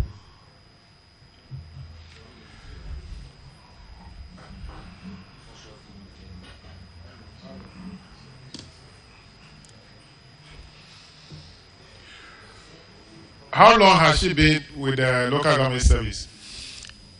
Abna was with us for more than 4 years. And 8 years Abna served the local government service. And per our operational manual, if you are with the service for more than 4 years, you qualify for steady leave with pay. Okay. Now, the retrieval of the money is what is important to us. We think that you are not doing enough to retrieve the money. Honorable Chair, let me indicate here that where we are, whatever that we do to ensure that this money is paid by Abna, we'll do it. Yeah. Now, I think that you have seen the importance of the way members of the committee are interrogating you. It shows that we are much concerned. She cannot go with 27,000 pounds sterling, 27,410 pounds sterling, and 38,596 Ghana cedis. When things of this nature is happening, it's for us as a committee who is mandated to review the report of the Auditor General, it frightens us. Honorable Chair, I agree with you perfectly. I mean, I've sat here before on the same committee, so I know how important this is. And I believe that I wouldn't share my responsibility. We'll do whatever that we need to do to ensure that we'll get it. I want to pick one from Honorable Yusuf, then I'll close the matter. Chairman, my observation is this. I realized that he was doing everything possible to implement the recommendations of the auditors. And so anyway, to go by that, he shouldn't be the one sitting here and responding to these issues. The recommendation is that the chief director should ensure that the head of the local government service recovers the value of the bond, which is social and so, and the salaries. So the chief director should be telling us what he has done to get the money from doctor. So we are allowing doctor to be talking for me, more or less defending himself. When in actual fact, the person to ensure that that money is retrieved is the chief director. That is what the recommendation is saying. So where is the chief director of the local government service? He should be the one telling us what effort he has made to get this money from wherever it is. Honorable member, we do allow that the leader of the team allows any member of the team who has more information to respond. But he's not the leader. The leader should be the director of the ministry. Yeah, he's the one. He's the one. Honorable. He's the one. The director, but he can allow the one who has more information to speak, to respond. No, Honorable, let me also explain. The head of the local government service is different from the ministry. I'm the head of the service. We are talking about the head of the local government service. Ministry. I'm the head. I am the head of the ministry. It's not the ministry. Local government service. I am the head, and my chief director is here. We work together. What I'm saying is that the recommendation here is that we recommended that the chief director should ensure that the head of the local government service. Are you not the head of the local government service? I am the head. So they are talking about the chief director. Of The chief ministry. director is my chief director. And I'm saying that we should be listening to him with respect to what he has done. Or her. Or her. To recover the money and not you. You understand? More or less in the defensive position. Honorable, with respect. The chief director joined me not quite long ago. Regarding this regarding this Abner's case, I know much more than the chief director. She was my chief director at Greater Accra Regional Coaching Council. She's now the Officer of Local Government Service chief director. Regarding this, at the end of this story, you are supposed to be the one paying the money. If you fail, okay, to retrieve it. And you are the one now here talking and defending the position. Yes. And I'm saying that the chief director should be the one telling us the effort he has made. No, honorable member. Honorable Yusuf. I have allowed him to do that. Unless you want to tell me that I'm not doing my work. Tell me you are doing your work. Okay. then let's end it there. Honorable Isaac. Chairman, I'm getting the impression that Miss Abena Nyantechua Owari is not aware that he should be responsible for the payment of the money. Has he been written to directly? Yes, Honorable Chair. All these correspondences will give you copies. So she's aware, very much aware. Okay.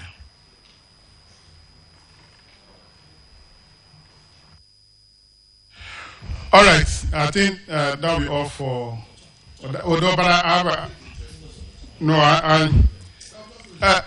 Honorable Engineer Dr. Nana Atuata, you are my senior, you know. Do you agree that you are my senior?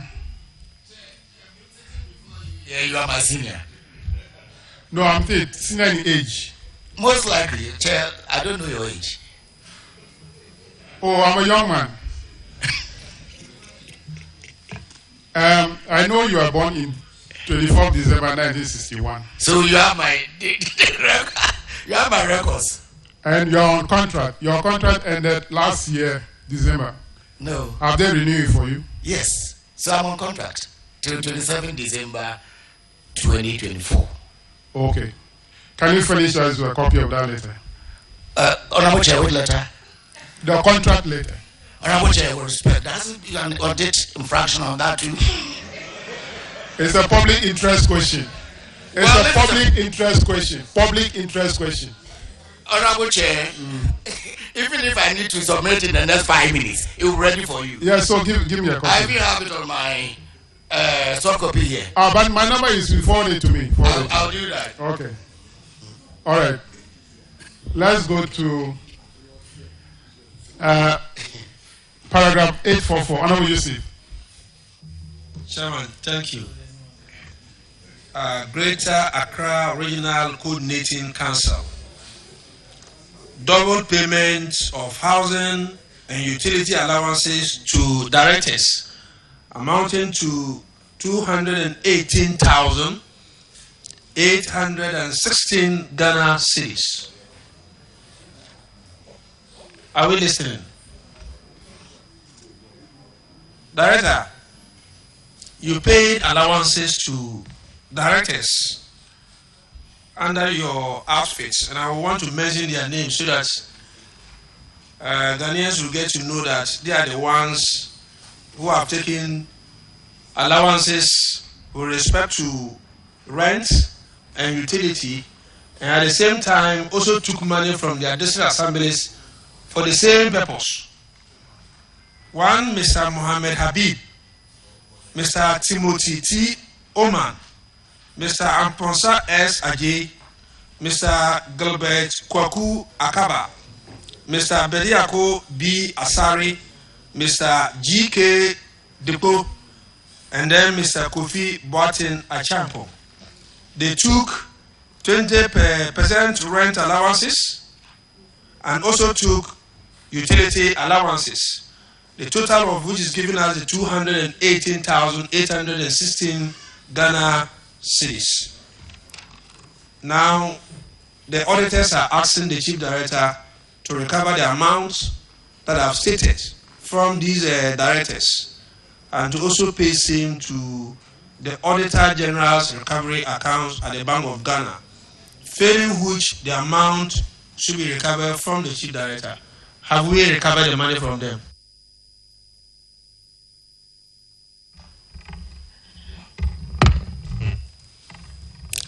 Honorable Chair, there are some that have been recovered, but not all. When the incident happened, our Chief Director rose to the District Assembly to contact the affected staff to ensure that they pay the monies. But we've not heard from Mr. Mohammed Habib. We've got to Mr. Timothy Oman.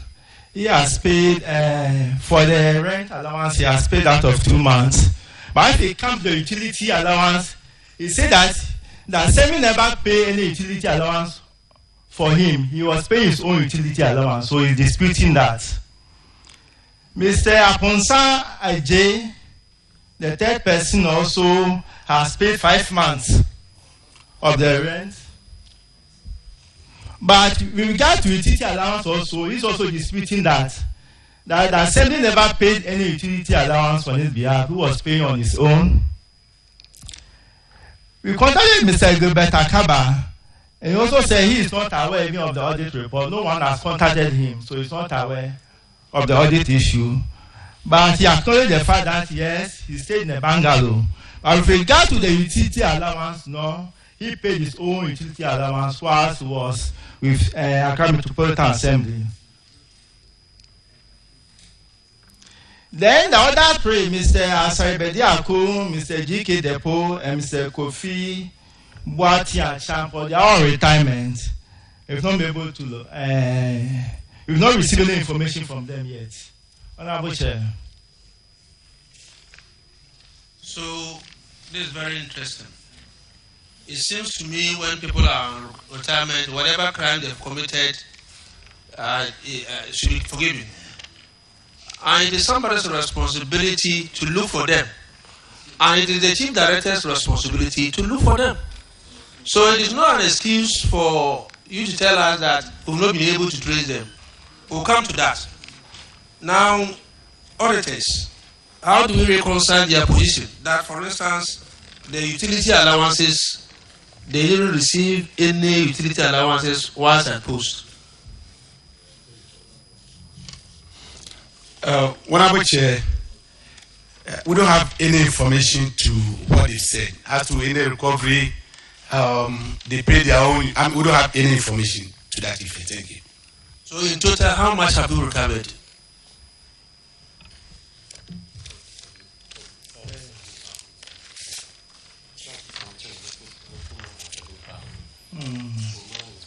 It's a little more than 7,000. Mr.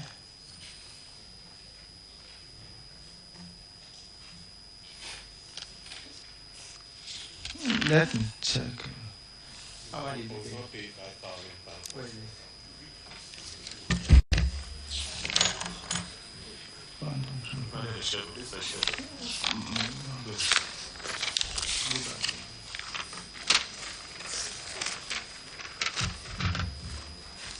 I see some 7,000 that is recovered from the 100 and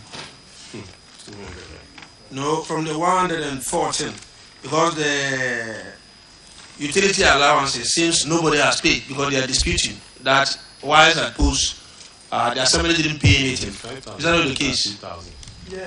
So we'll be able to recover 7,000 from the 144, 7,500 from the 144,361. So what effort are you making to get this money recovered as soon as possible?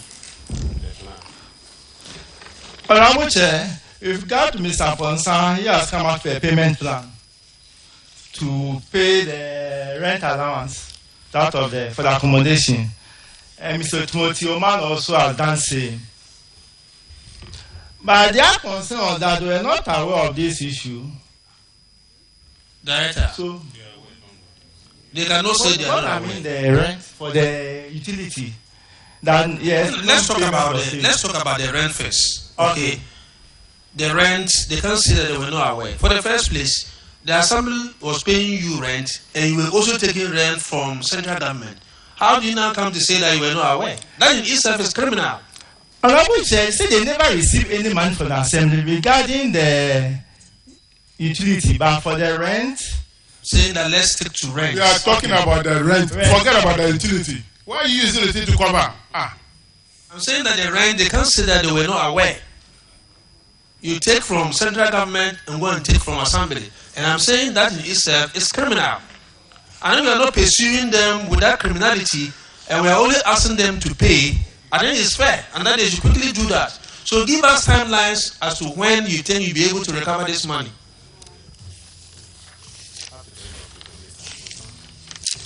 Mr. Chairman, Mr. Mponsa, who paid 5,500, had indicated on the schedule that by the end of this year, the rest will be settled as far as the accommodation is concerned. Mr. Oman has also indicated a schedule to pay the rest of the money. Mr. Oman has paid 2,000 Ghana cedis. Are they supposed to in active service? Yes, but Mr. Oman is not in our region. No, it doesn't matter. Mr. Bonsan is still at post at Accra Metropolitan Assembly. What about Gilbert? Gilbert in the Volta region. He's still in active service. Yes, that's what I want to hear. Then Mr. Bediako, active service. Is retired. He's retired. Yes. CK is retired. Yes, please. And then again, Kofitu is retired. Yes, please. So 3 retired, 4 still in active service. And so why should it be difficult for you to be able to get this money from those who are in active service? Because they take their salaries. It seems to mean you are not doing much to be able to recover this money. Do you agree with me? Please, we are going to double our efforts. So, Chairman,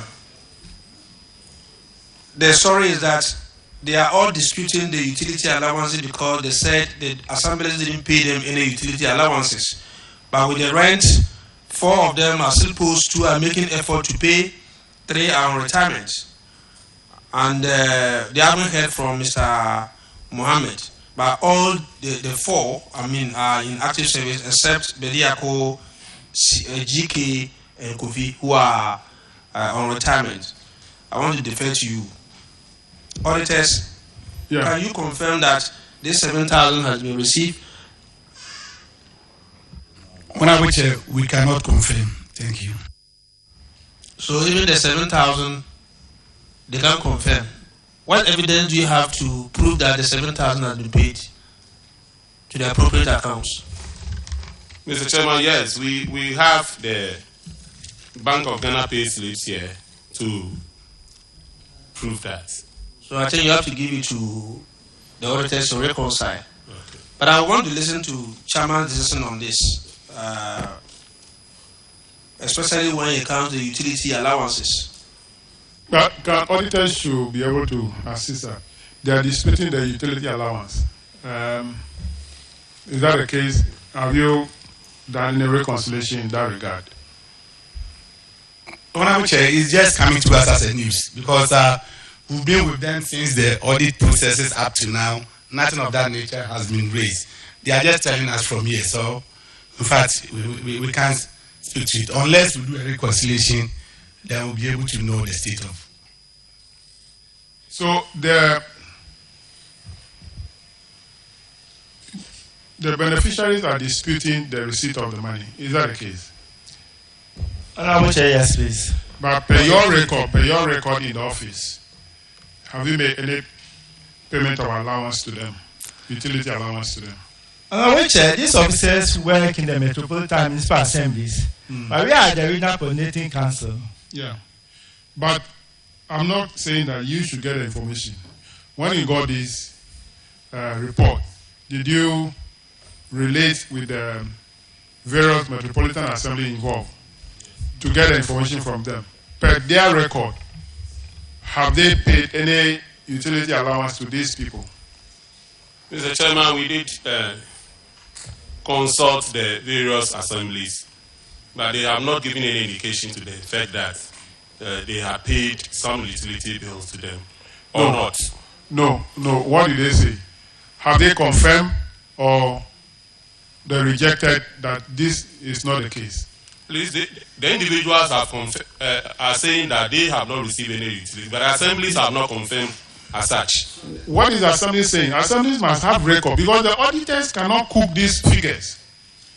They pick the figures from a record of the assembly. I think that the letters to the assembly did not indicate that they should confirm whether indeed they have taken something. Which letter? We wrote to the assemblies. Why did you ask them to confirm or not? Because we had difficulty contacting these individuals. They have been posted out of our region. No. So I'm talking about the Metropolitan Assemblies involved. They should first confirm that yes, we have paid them. As for the recipient, they might have forgotten. Mr. Chairman, we didn't bring that to their notice. So there is a need for reconciliation. Yes, please. We need to confirm that truly they have received the money. Because for them, they can deny that they haven't received it. Maybe they have forgotten. But if the record is there, they have signed for this, there is no way they can deny it. Okay? So we need to do that. Then we come to the rent itself. Now, people have said in the assemblies, and the rents grew up to 28,000, 26,000, and the rest without paying. Now, if you say they are on retirement, what do you mean by that? It's not as if they are not paying. They stayed and didn't pay. The story is that at the central government level, said directors are entitled to 20% rent, which was paid to them. Okay, by government. By government. And then at the same time, they were taking this rent from their various district assemblies accounts. So they ended up taking double.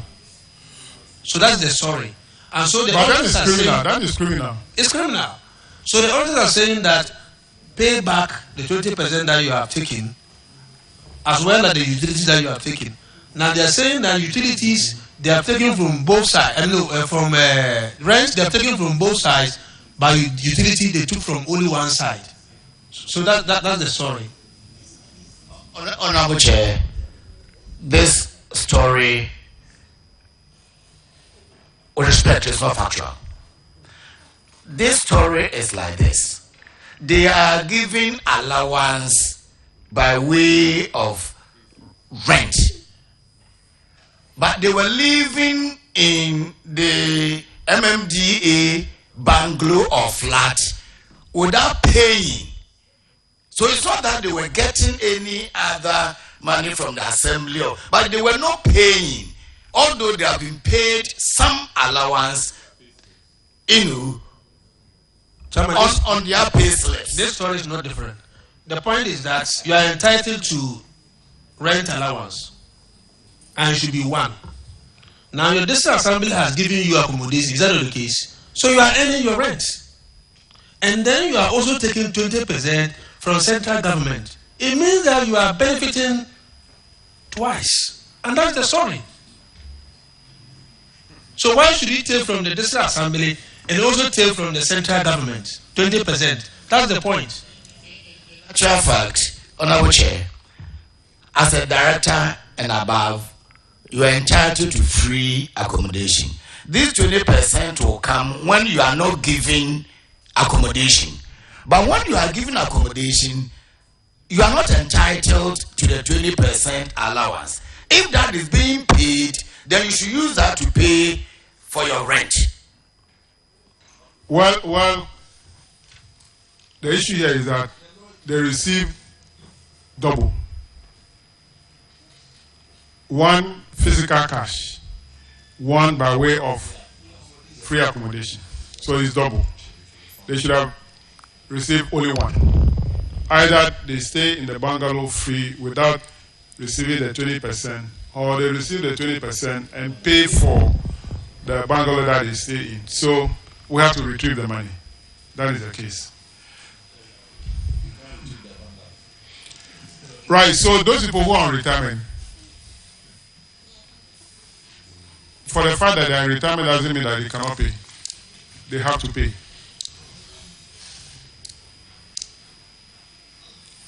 So you have to get in touch with them. And, well, giving them 1 month to pay will be difficult. But you should enter into a payment plan with them so that they can pay within 6 months. Now, which my office will help in the sense that when they are posted from one region to another, it's our office who does the postings. So it will be difficult for them to chase. But when they get to us, you'll be able to know we'll be able to help and know where they are. Similarly, for all those who are still in the service, right, you should enter payment plan with them for the refund. But the number one, auditors, the district, which district is Elisa Municipal Assembly?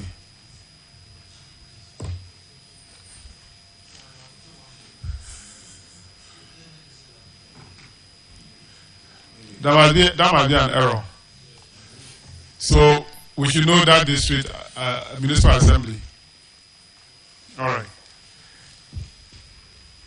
Paragraph 848, Honorable Aka. Thank you, Mr. Chairman. But with all due respect, henceforth, can you please address me, Honorable Engineer Aka, please. Chairman. Yes. Honorable Engineer Aka. Yes, sir. Yes, please.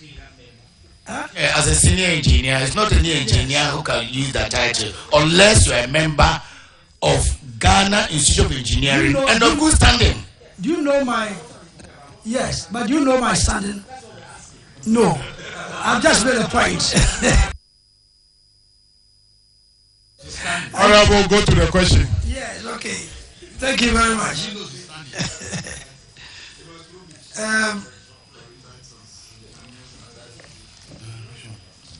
It's on end salary again. 2 members of your staff, Bright Amonsa, I think it should be Amponsa, if I'm not mistaken.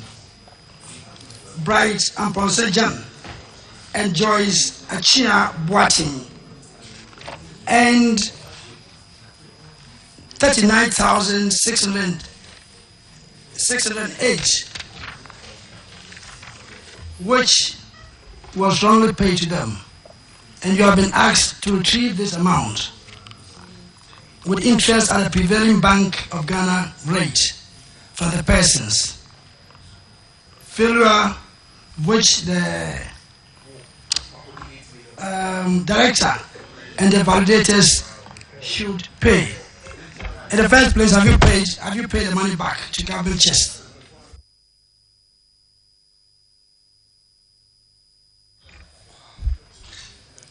Yeah, Honorable Chairman, management has submitted updated evidence to Ghana Audit Service, and all issues on it have been reconciled. So, can you please tell us? I asked you a question. Have you paid the money? That's all. Have you paid the money? The issue surrounding the money has been reconciled. Tell us, what was the reconciliation?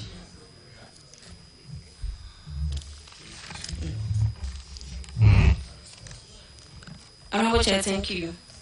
Concerning Bright John, the salary he took was end salary. Actually, the guy resigned from the department to a different MDA, that is Shraj.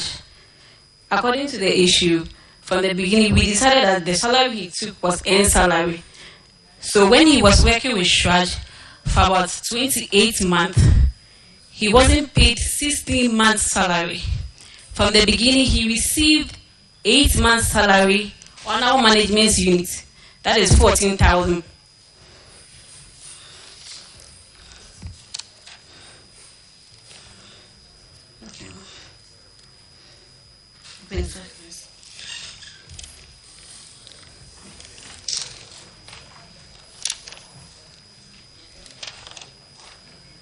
Sorry, sir.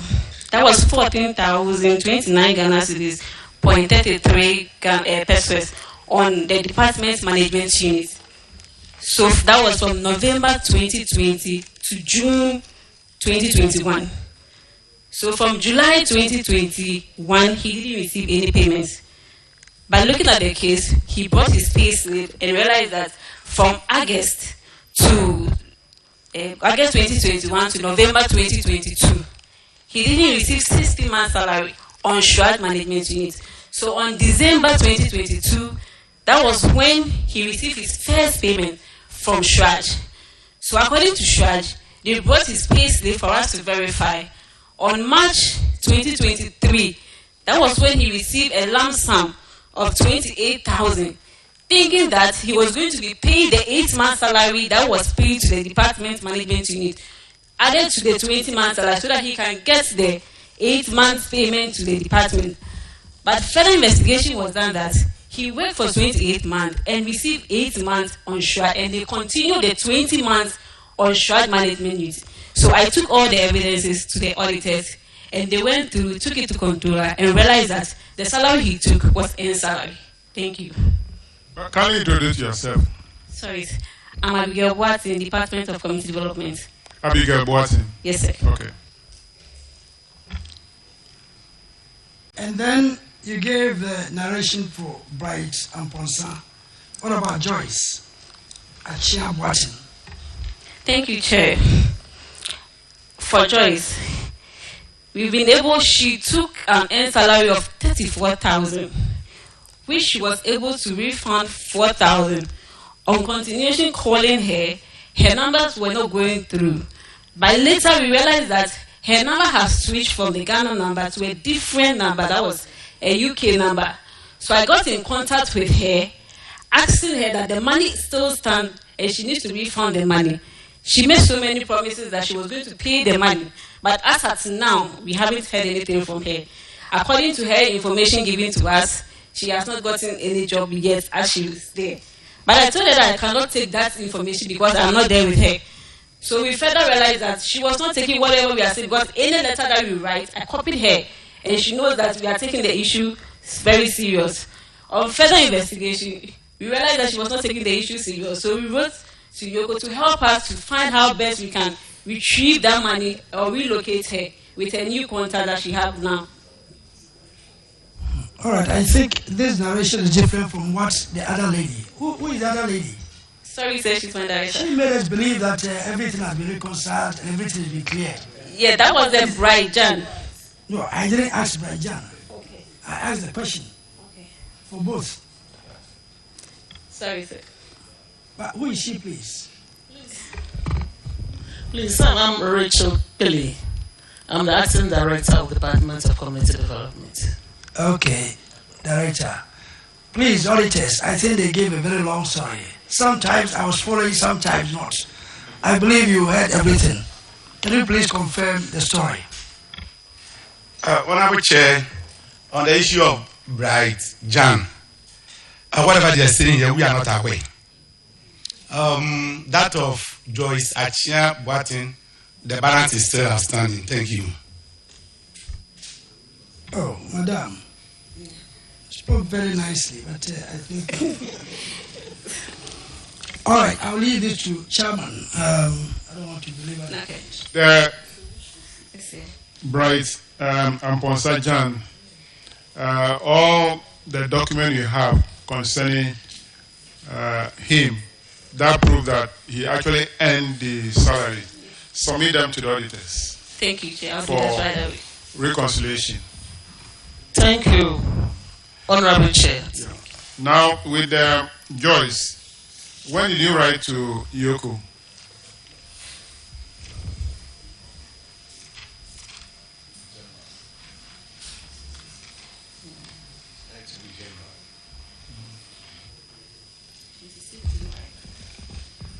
Honorable Chair, please, 26 January 2024.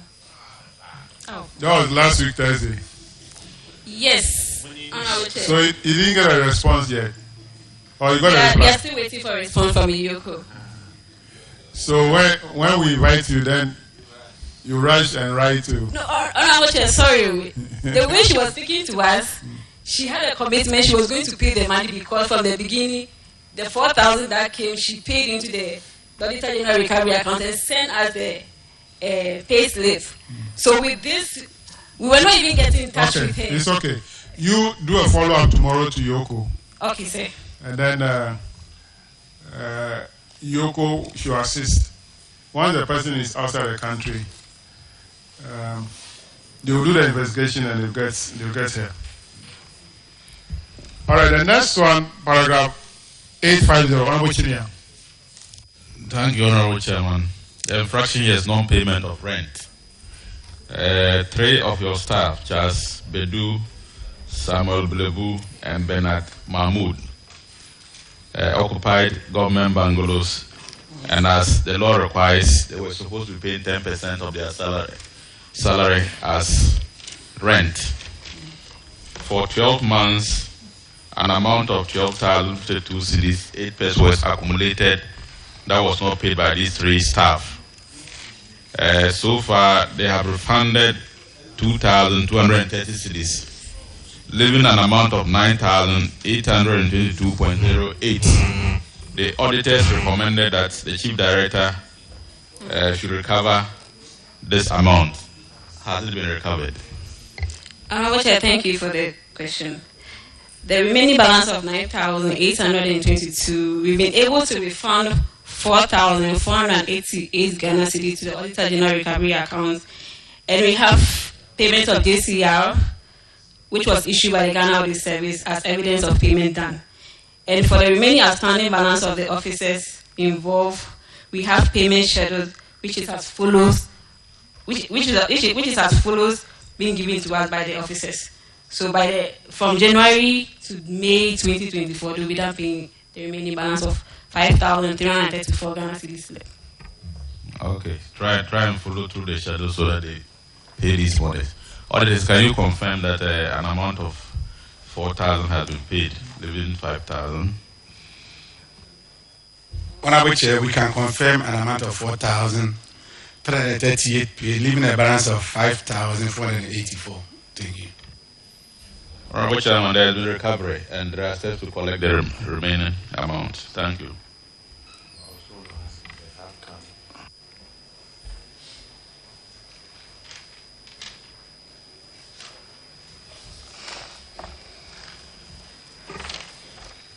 So you continue to recover the balance.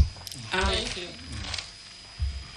Let's go to Department of Parks and Gardens, paragraph 5854. Honorable Ajay Watson.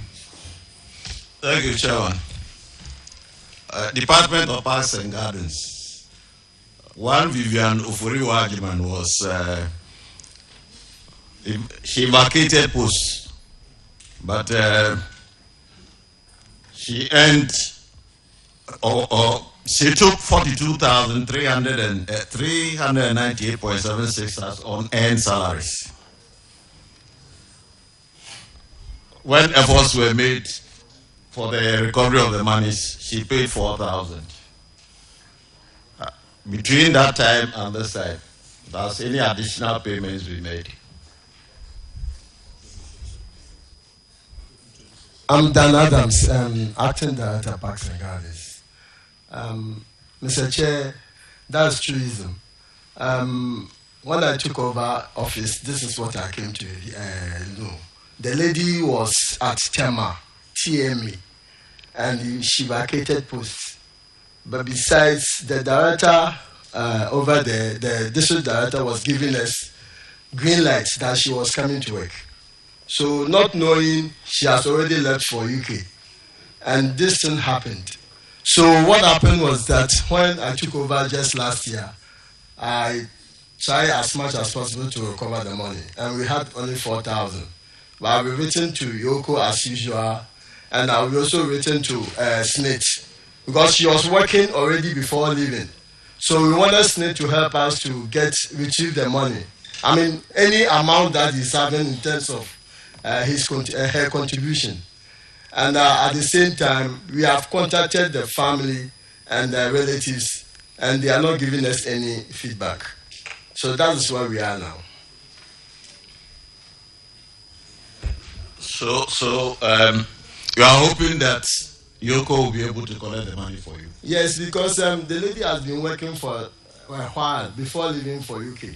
So we are believing that by all means they will be able to help us.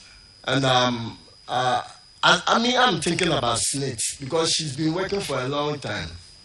Unfortunately, the district director who was giving us green lights for us to also activate her salary has died. I would have brought him here to probably interface you.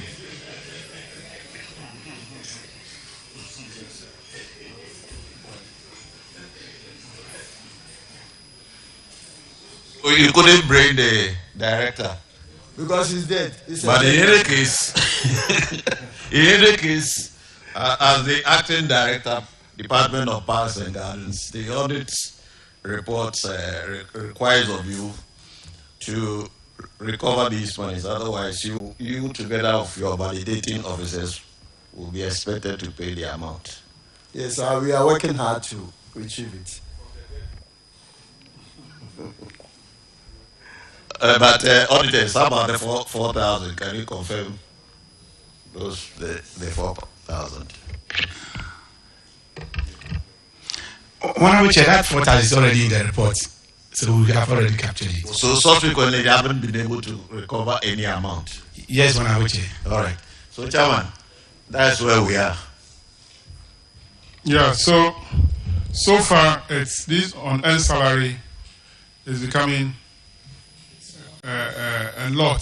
I think that there must be a grand scheme that is going on in the public service. So the head of civil service must be made to get none of this issue, and then we'll find a way to curb it. Well, you have to continue to pursue the money from you don't have there is not a guarantor here. The families too are not cooperating. Once you report the issue to the Yoko, let's see what Yoko will do. So that if it becomes necessary to arrest the family members. Why not? They guarantee. No, there is not a guarantee here. They haven't guaranteed anything because this is an earned salary. The one who was giving the green line, he is the one that we should have held responsible, but he's also not.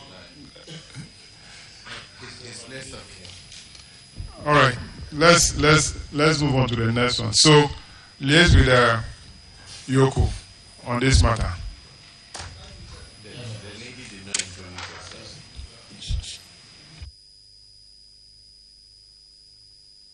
Let's have Upper West Regional Coordinating Council, paragraph 856, Honorable Kisi. Thank you, Chairman. This has to do with rent, totaling 3. Mr. Chairman, respond. Yes, the team from WA have not been able to get to us at the moment. They had some transport issues, so they are still on the way coming. So I beg of the committee. So we can go to another ministry. Yes. There is means that you have to wait. Yes, sir. All right. Thank you. You are temporarily discharged. Let's have Ministry of Sanitation and Water Resources. After that, we'll take the Ministry of Youth and Sports.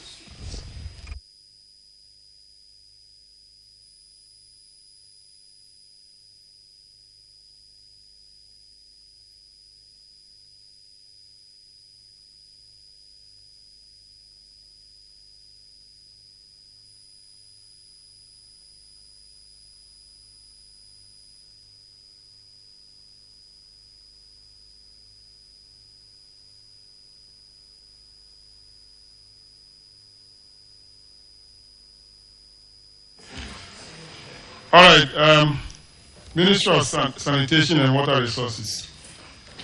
Kindly introduce yourself to the committee. Thank you, Mr. Chairman. My name is Amidi Chinya Sahaku, Deputy Minister for the Ministry. I'll allow my colleagues to introduce themselves. Thank you.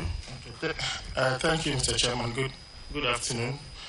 Hello, Ajete, CEO, CWSA. My name is Noah Tumfu, Chief Director, Ministry of Sanitation and Water Resources. My name is Mohamed Ali, Acting Director Finance, CWSA. My name is Efie Champomedia, Director of Legal Affairs, CWSA. All right, you're welcome. So, community water, where is Walanyo? Is he on retirement? Honorable Minister, is Walanyo on retirement? No, he's not on retirement. Is he sacked? No. So why is he? He's on leave. He's on leave? Yes. Is it one of the proceed on leave? No. All right. The first issue is about OEB water and sanitation scheme. Paragraph 814. Unrecovered staff loan, 18,693. It involved about 5 staff: Emmanuel Adi, Divine, Goleku, Te Mensah, Shadrach B. Ahia, and Vincent Saba. They took loan. They have not paid fully. Staff loan. So you have to recover the money from them. Have you been able to recover the money from these 5 staff? Thank you, Mr. Chairman. Mr. Chairman, this water facility is not under the Community Water Agency. It's under the District Assembly, and officials from the water system are here, so they'll introduce themselves and respond. It's water. Are you not the Minister for Water? But it's not under our management. It's under the Assembly's Well, it's water, so there is some supervision, so you can respond. Chairman, can you introduce yourself?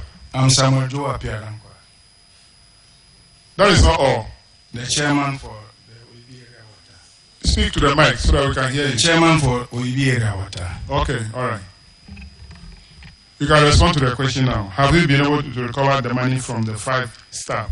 Yes, please. According to auditor's report for 2023, all the monies has been recovered. All have been recovered? Yes, please. Auditors, can you confirm? Honorable Chair, 13,075.39 has been recovered, leaving a balance of 3,000. Thank you. So, Chair, that of the the 3,000 is Mr. Gwaliku, who passed, and so the board decided to use that 3,000 to support the burial, and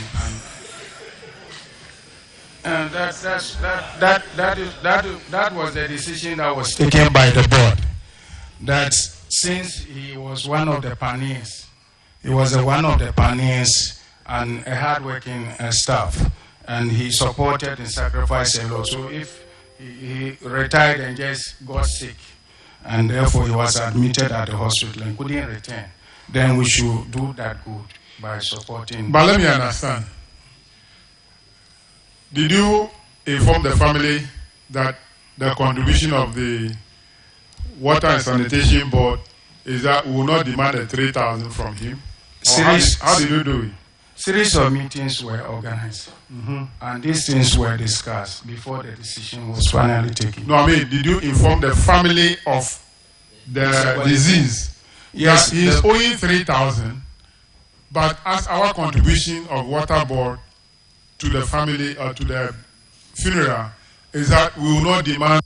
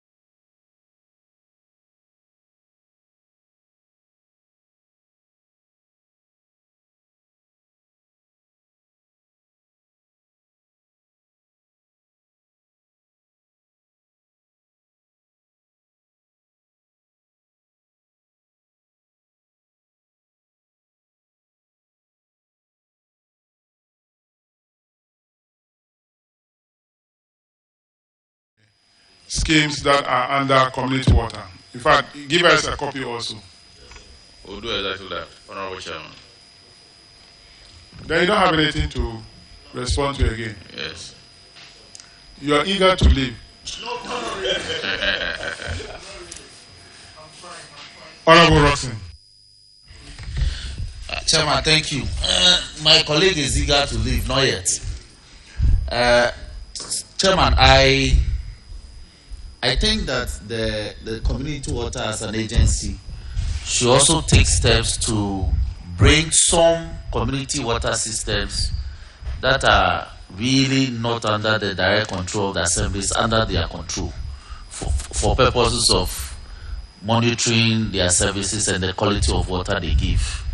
I recall that last year it featured prominently. A lot of the systems from the Brown Halfway areas had some of these problems. So if they can do that, it will be good. Now, back to my question. I have an NGO that operates in South Dines, Safe Water. They are engaged in community water system provision. As we speak, we are in the dry season. Communities like Ajebui, Parliament Dugan, Tongwahon, and Kaira, even though they are on the network, because of some operational difficulties, these communities are not getting water. It's a real problem on the ground. It happened last year. I raised the issue, and the CEO had a meeting with them, but we didn't see any improvement.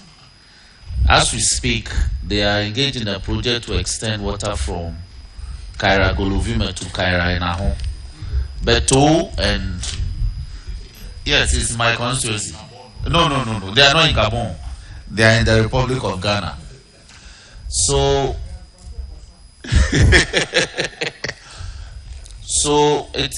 the problem is that those two communities or three communities are left out. And as I speak, I believe they are watching, they are listening to me.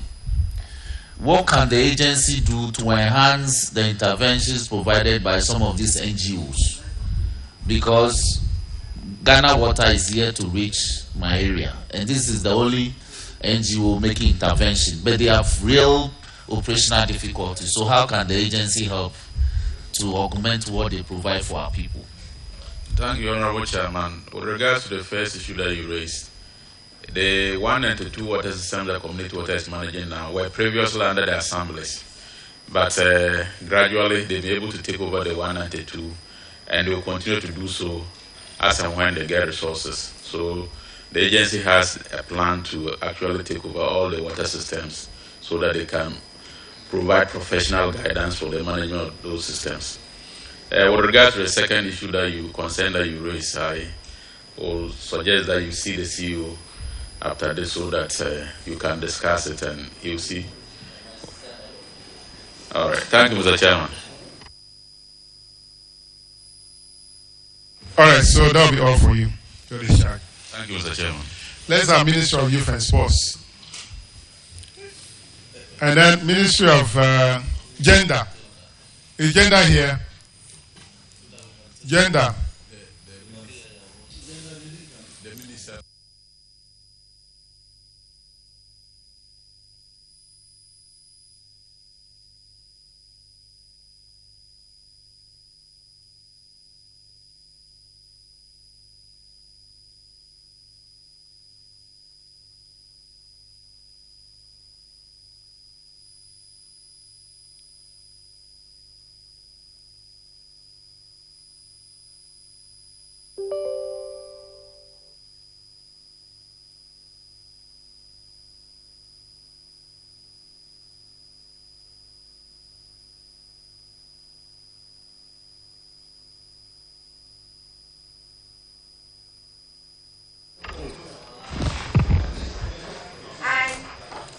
Mustafa Yusuf. Swear by the Almighty God. Swear by the Almighty God. That the evidence I shall give before this committee. That the evidence I shall give before this committee. Touching the matter in issue. Touching the matter in issue. Shall be the truth. Shall be the truth. The whole truth. But nothing but the truth. So help me God.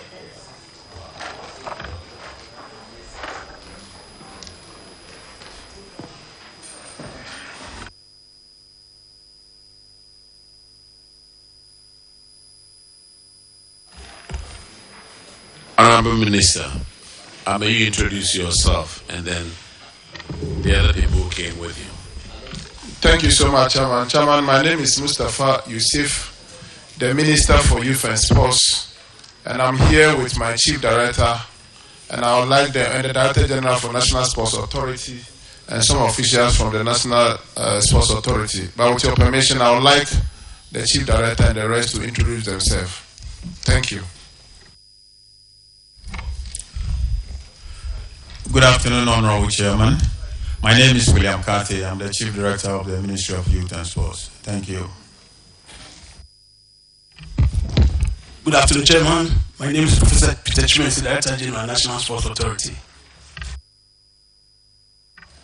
My name is Kweku Usoje Labi, Chief Accountant, National Sports Authority. Good afternoon, Chairman. My name is Tieko Alexander. I'm Regional Director of Sports Central Region. Good afternoon, Chairman. My name is Abdul Karim Tosa, Director Internal Audit, Ministry of Youth and Sports.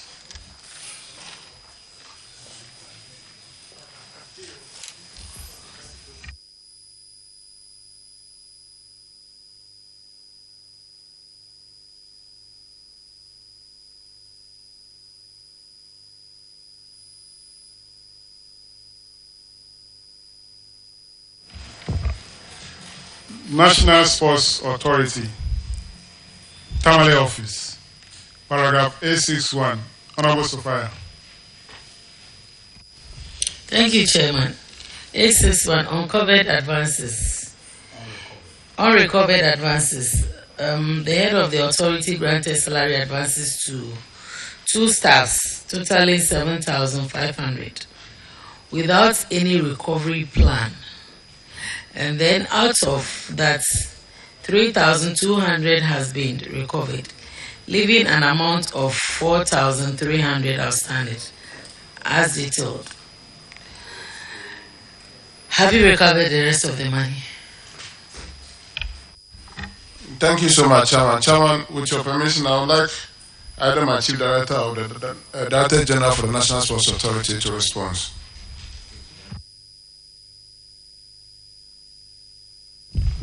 Thank you very much, Honorable Chair. Please, that has been recovered. Auditors, please, can you confirm if they have recovered the 4,300?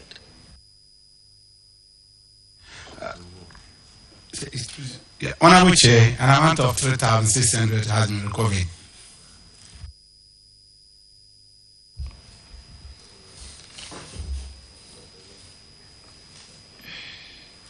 You were supposed to recover an amount of 4,300. The auditors are saying that you recovered 3,000. Is there anything you can prove?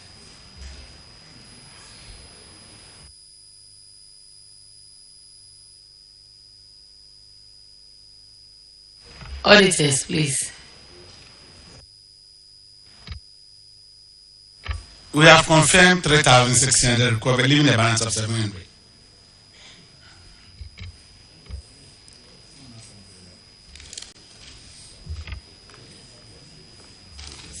Honorable Chair, they have been paid, and we have.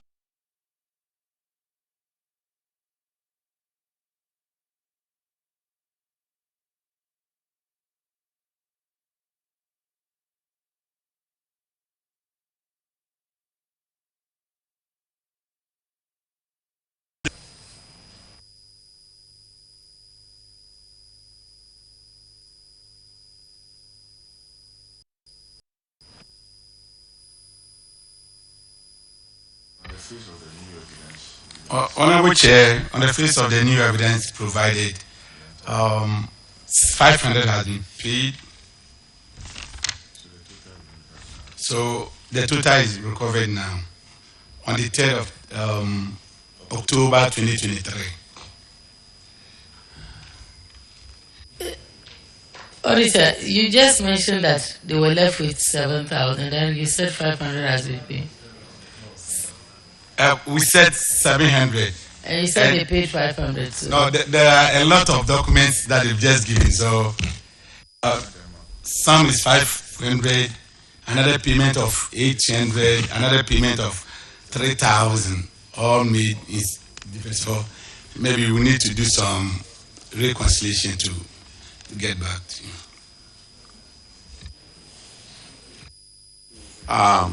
Director of Sports, yours is Sports Authority.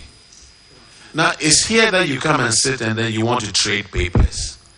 Who audited your organization? Please, audit service audited. Now, if audit service audited your place and you have documents, how come you didn't let them have it? We submitted them, earlier. But I think that he has a number of documents. I'm asking questions, please. Just listen to the question and give me the answers. When did you submit these papers you are trading around here? When did you submit it to the audit service?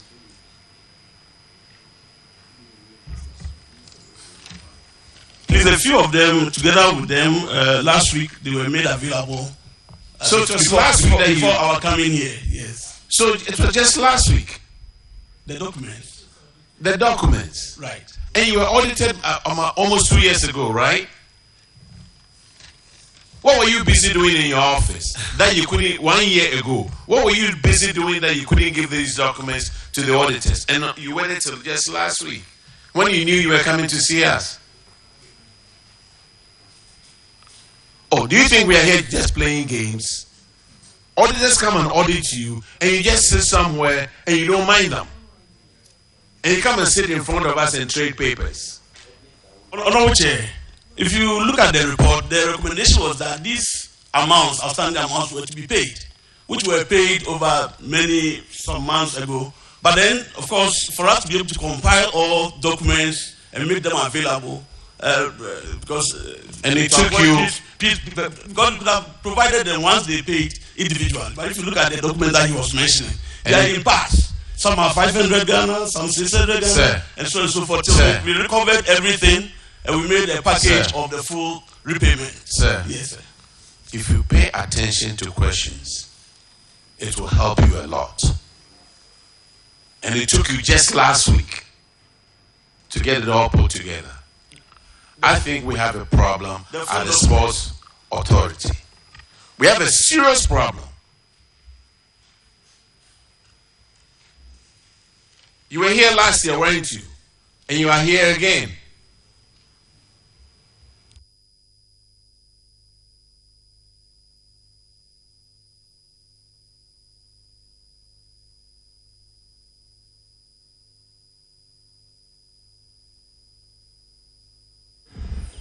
All right, paragraph 864, Honorable Queenstown.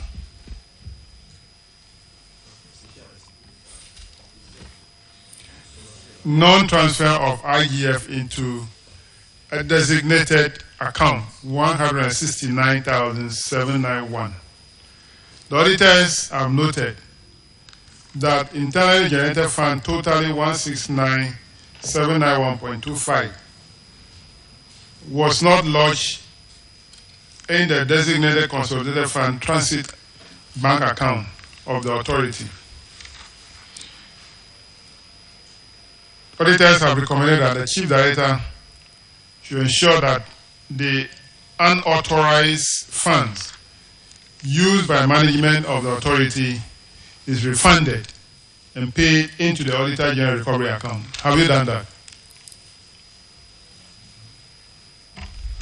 No, that has not been done, Honorable Chair. We've written a letter to the officer in charge, as well as inviting her to come to today's meeting, and she's not turned up. That is the Tamale office, right? Yes, Honorable Chair. If the Director General are aware of this, Director General, are you aware of this? Yes, Chairman. Who are the signatories to the IGF account at Tamale? Yes, so the regional director Mm. and the regional accountant. Yes. So they spend the money. Yeah, so they were to retain 66%. Yeah. And then lodge 34. Yes. To the IGF consolidated transit account. Yes, sir. And they failed to do that. Yes, sir. We have communicated to them. Mm-hmm. Obviously, when we got the letter to forward it from the ministry to ensure that that particular portion that is supposed to go into the consolidated is paid, as all other affiliates are also doing the same. But the National Sports Authorities approved sharing of 66-34 of the IGF. So what are you going to do? In fact, we were expecting the regional director to be here with us. So you wrote to the regional director inviting him to come here. He failed. He refused to come. Yes, we have been trying to contact him. He's not here, so he refused to come. Yes, she's not here. Really? So when did you write to the regional director? We received a letter from the ministry, I think on the 16th of last month, and then we served those affected regions. Yes, affected.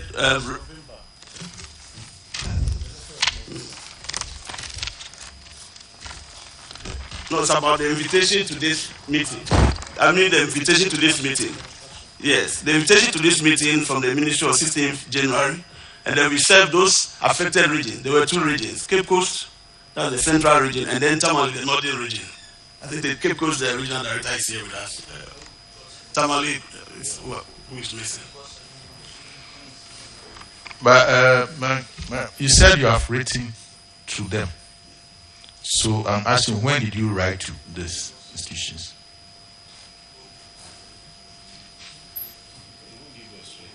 Yeah, please, the invitation for them to attend this meeting was also written on the 16th of January. Yes. Yeah, I have 16th January. January, yes. Okay. But this audit was done last year. Yes. And you are aware of this. So as Director General, what action have you taken? Have you written to them, instructing them to do as it was recommended? Have you done anything about it? Yes, in fact, if you look at the report, even the action was to be taken by the ministry's chief director, of which we were copied, and the letter to the region was also submitted as such. And I think a copy of the letter we have here, written by the ministry, and therefore you also prompting them to act on that. No, you see, you are the head of the authority. And the letter or the recommendation is that the chief director should write to you, yes, so that you recover the amount. And I'm asking you, what have you done about it? Yes, we also have communicated to the region. In fact, they were even invited by the what communication have you done to the region? What communication have you done? Was it written or what? Yes, the written is the one I gave you, the 16th January. Yes. Written by who? By the Director General. And then the other one, follow up, yes, with the messages and or calls. Even myself personally, I also called the regional director.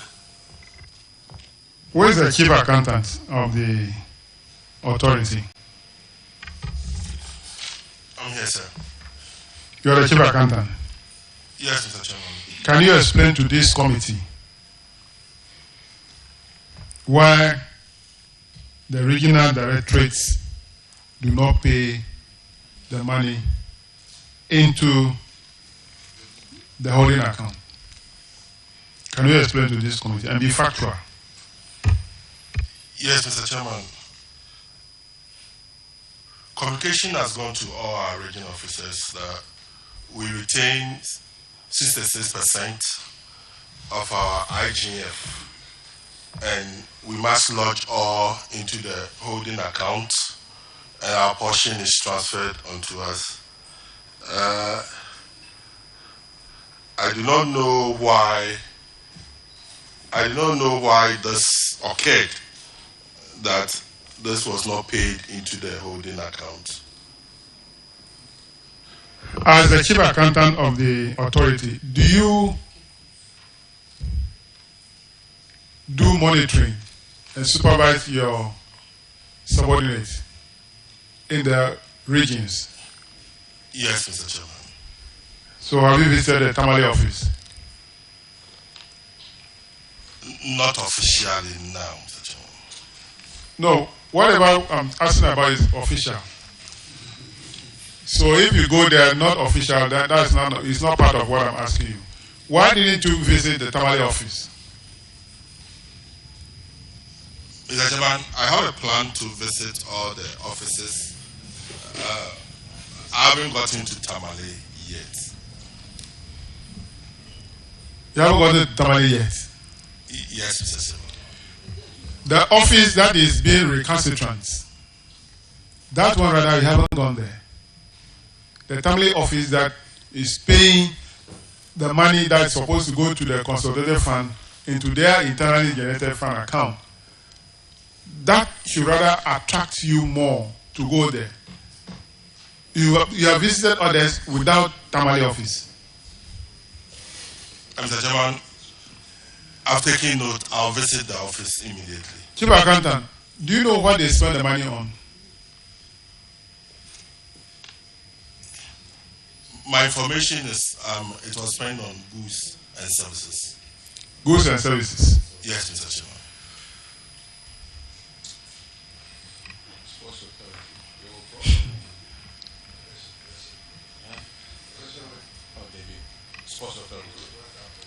Look, that office is rotten.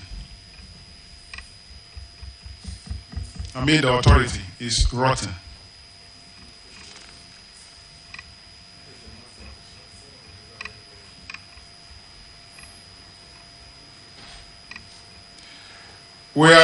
Minister, we are directing that the regional director and the accountant at the region should be picked by the police. Thank you so much. It should be picked immediately by the police. Okay. Chairman, thank you. We'll take action. You are invited to appear before Parliament, a committee of Parliament. You refuse to attend, knowing very well that you have squandered over 160,000 Ghana cedis. And you think that will leave you scot-free?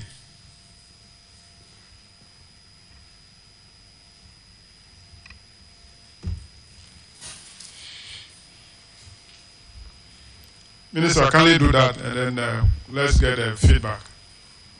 Thank you, Mr. Chairman. Mr. Chairman, action will be taken, and I'll communicate same to you. Thank you very much.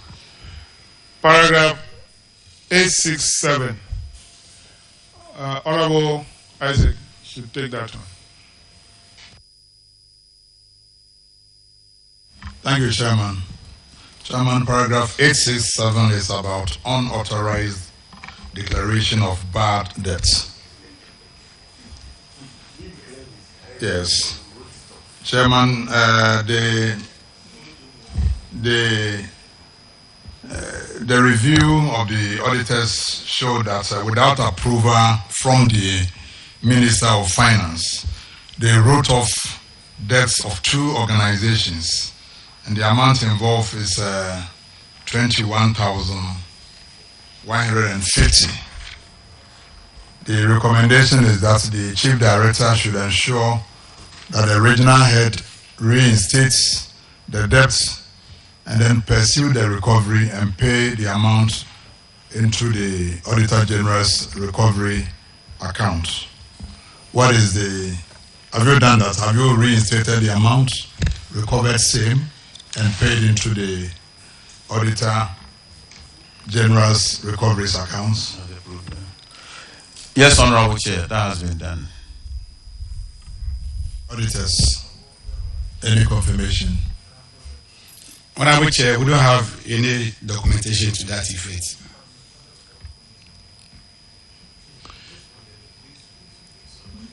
Please, do you have evidence of the recovery? Honorable Chair, the recommendation has two parts.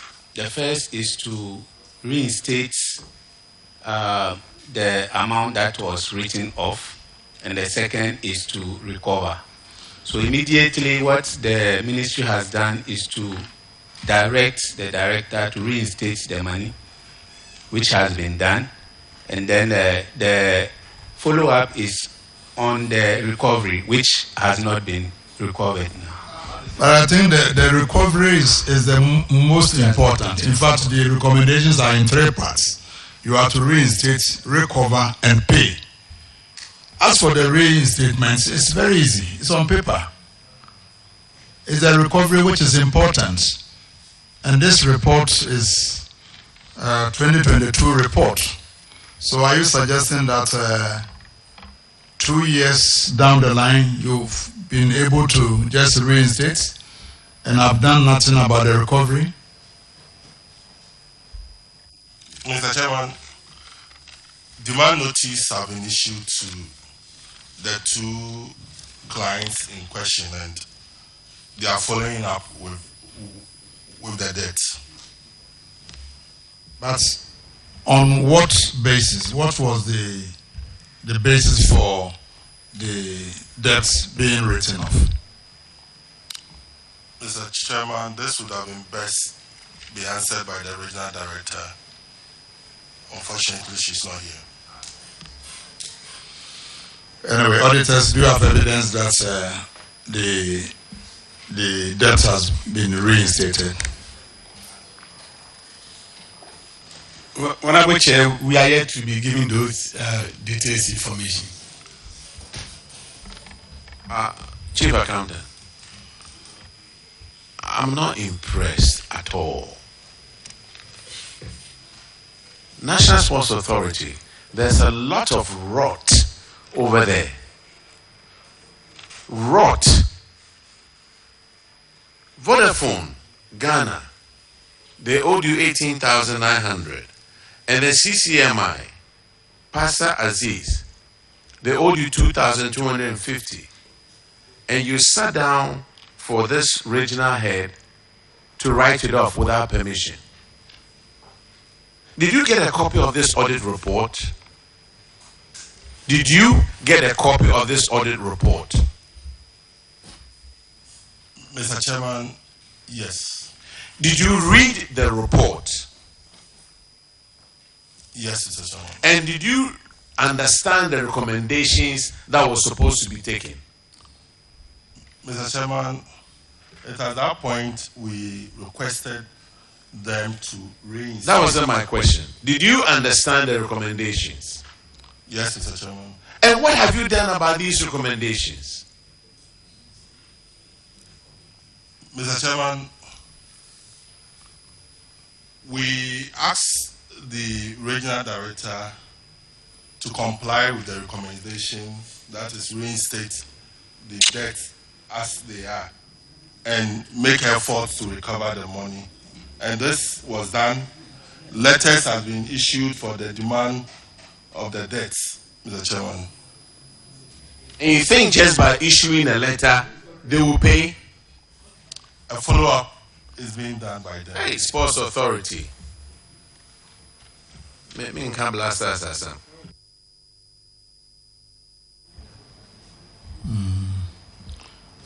But Vodafone, they have a lot of money.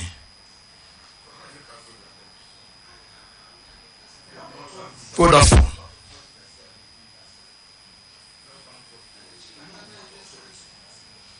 That's why I asked on what basis was the debt cancelled.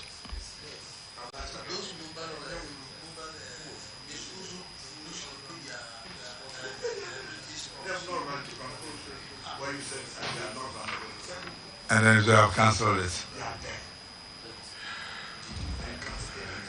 All right. So the debt has been reinstated. you have to pursue and recover the debts from Vodafone and then from Pastor Aziz. Is he a pastor? Is that the name? This is pastor. Is it Yes, from Pastor Aziz. The spelling is different from pastor. This is how the house pastor is spelled. This is T-R, not T-O-R. Not pastor, this is pastor. So it should be Pastor Aziz, not Pastor Aziz.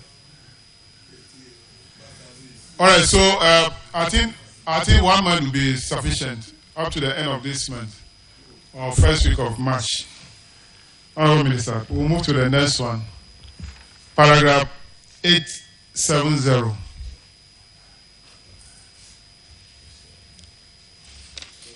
It's about National Sports College, Winneba. Unremitted taxes, 14,840. Has the amount been remitted?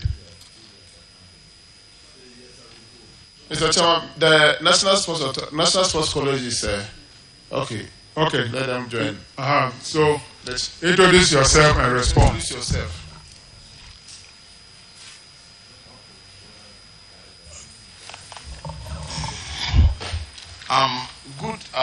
Good afternoon, Honorable Chair. I'm Joseph Apia, the Chief Accountant of the college. Yeah, so you are supposed to remit 14,840. Have you done that? We've done so. Okay. Auditors, can you confirm? Honorable Chair, confirmed. Okay. Let's move to the next one for Sports College. Paragraph 873. Honorable Isaac. Thank you, Chairman. 873, non-remittance of Tier 2 pension contributions. Again, you failed to remit 12,168,000 in respect of the Tier 2 pension contributions of 14 temporary staff to the fund manager. Has that been done? Yes, please. Auditors, any confirmation? Honorable Chair, we don't have any evidence to that effect. Please, when was it done?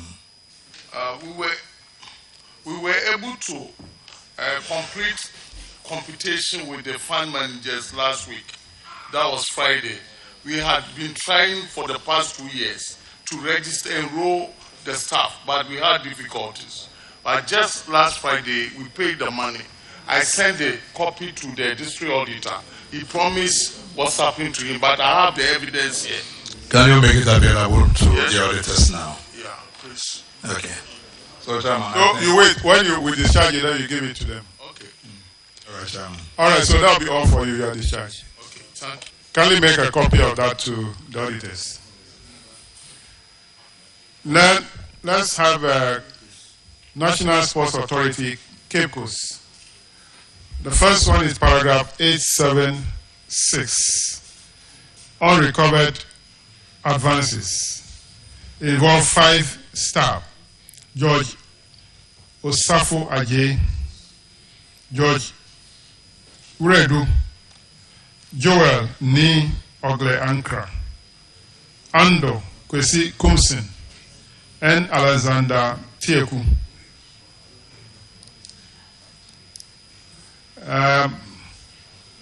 The recommendation is that the Director General should ensure that Mr. Alexander Tieku, Acting Director, Acting Regional Sports Director, and the other staff immediately refund the money. Have they refunded the money?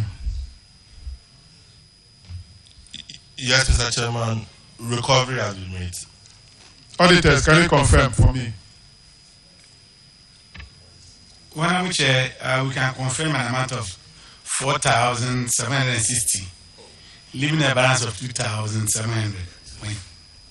Chief Accountant, if you have evidence, provide it to the auditors.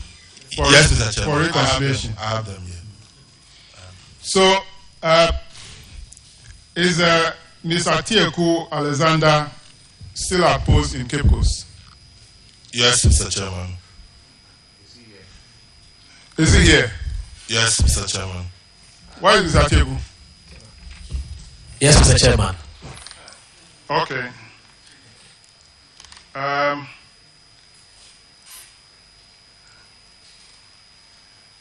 Have you received any letter from the Director General transferring you to Accra last year? Not to Accra, Chairman. You have been transferred to the head office. Is the head office not in Accra? Chairman, please, I haven't received a letter transferring me to head office. Okay. Director General, did you sign a letter addressed to Mr. Alexander Tieku transferring him to head office? Yes, Chairman, yes. He was written to... Did you sign any letter like that? Yes, there was a letter like that. Has the letter been served on him? Yes, the letter was served on him, but I'm told that at the same time we had also some events there. I haven't gone there yet. Yes. Has the letter been served on him? Yes, sir. Mr. Tieku, has the letter been served on you? Chairman, the letter that I received. You received the letter? Yes. So, two regions were mentioned, Chairman.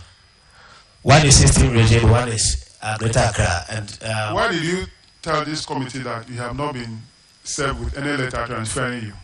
I received it by way of WhatsApp. But you received it? Yes, Chairman. But they were the content of the letter was conflicting. One to Eastern region, one to the Greater Accra region. You alone? Yes, Chairman. One leg will be in the Eastern region, the other will be in Greater Accra. So, why are you still in Cape Coast? Chairman,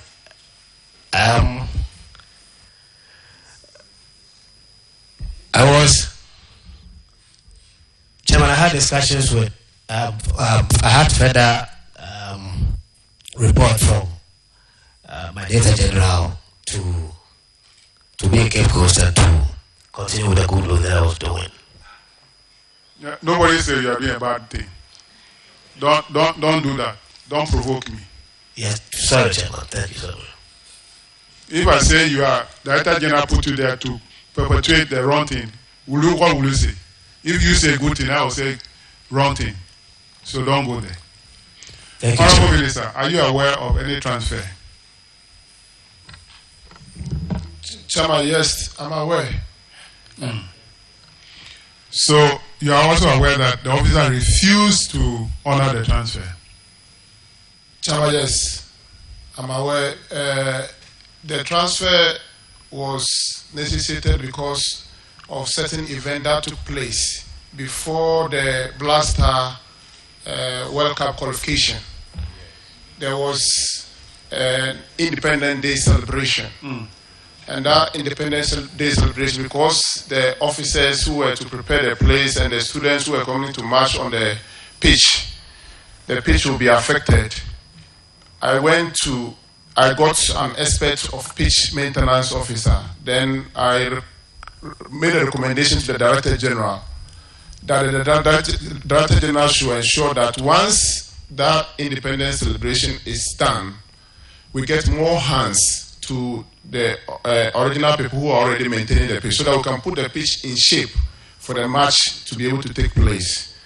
So I called the Director General and informed him that we have sent somebody from Right to Dream Academy who is working on their pitch. I visited there and I saw that he's doing a very good work. So he should just come and give a helping hand.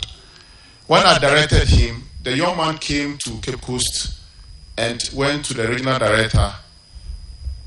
And the regional director said he has not received instruction from the Director General. Because of that, he wouldn't allow the man to go there. Then I personally called him I said, listen, I'm the Minister for Sports. I've directed the Director General to get this young man to help those who are already working there, because I've identified him to be a very good person. Then I called the Director General to say, I've called your regional director. So make sure that the young man is there. Make sure that he give me access to support them to put the place in shape, because the next 2 weeks we'll be playing a match. All the instructions I gave never happened. They did not take those instructions. Then it became a very big problem, and we have to reschedule the match to Kumasi. Then I called for a meeting and instructed that because of the disrespect to the instruction of the minister, the officer in charge should be transferred. And that is the action I was taking. And the meeting was held in my office with the chief director, the then chief director. But after a series of meetings and a letter was even, I involved the board. The board was part of the meeting and gave the instruction, and those instructions were not taken. Director General, Mr. Tieku said he discussed the transfer with you. Is it true? Yeah, Honorable Chair, yes. That was at the time Ghana was honoring our... Did he discuss the transfer with you? Yes, he discussed with me. So you asked him to stay on in Cape Coast? At the time, he had made concerns about the... Did you ask him to stay on in Cape Coast? Yes, before you explain. Yeah, I asked him to support the home matches that we were playing there, because it was very critical. We needed to honor those home matches, and at the time it required lots of attention and somebody very much experienced until we rectified this issue that he raised. Yes. So the issue has not been rectified yet? The issue has not been rectified I think Ghana just finished with our qualifiers. I think currently now the matches have even been moved to Kumasi, making the place also a bit less busy now. I think. So you wrote a letter transferring Mr. Tieku officially. Then you went behind your own letter to have a verbal discussion with him and told him that, hey, stay there. Don't mind my letter. Is that the case? No, that's not the case. What is the essence of writing to him? The issue was that when the letter was raised, I think initially, as the minister was indicating, a young man appeared at the Cape Coast, wanting to get access to take over the pitch maintenance in the Cape Coast, when we already had engaged the green grass technology, Mr. Frank Wai. He's the one who is the consultant who has been supporting our pitch maintenance. So we didn't have this communication, and I didn't have either. So he also wanted to check from the head office as to whether indeed this particular young man, who he didn't even know, is a rightful engaged contractor to come and take over. It was a purely misunderstanding, because you see, the stadium is a very sensitive environment. Honorable, I say honorable. And in fact, I nearly address you honorable. I won't, because you got only 7 votes. It's a good start. Director General. Yes. Director General. Right. Did the minister call you on this young man? No. Did he call you on this young man issue? No, it was after the issue. Did he call you? I'm not saying prior or post. Before did he call you? Before he go in there, no.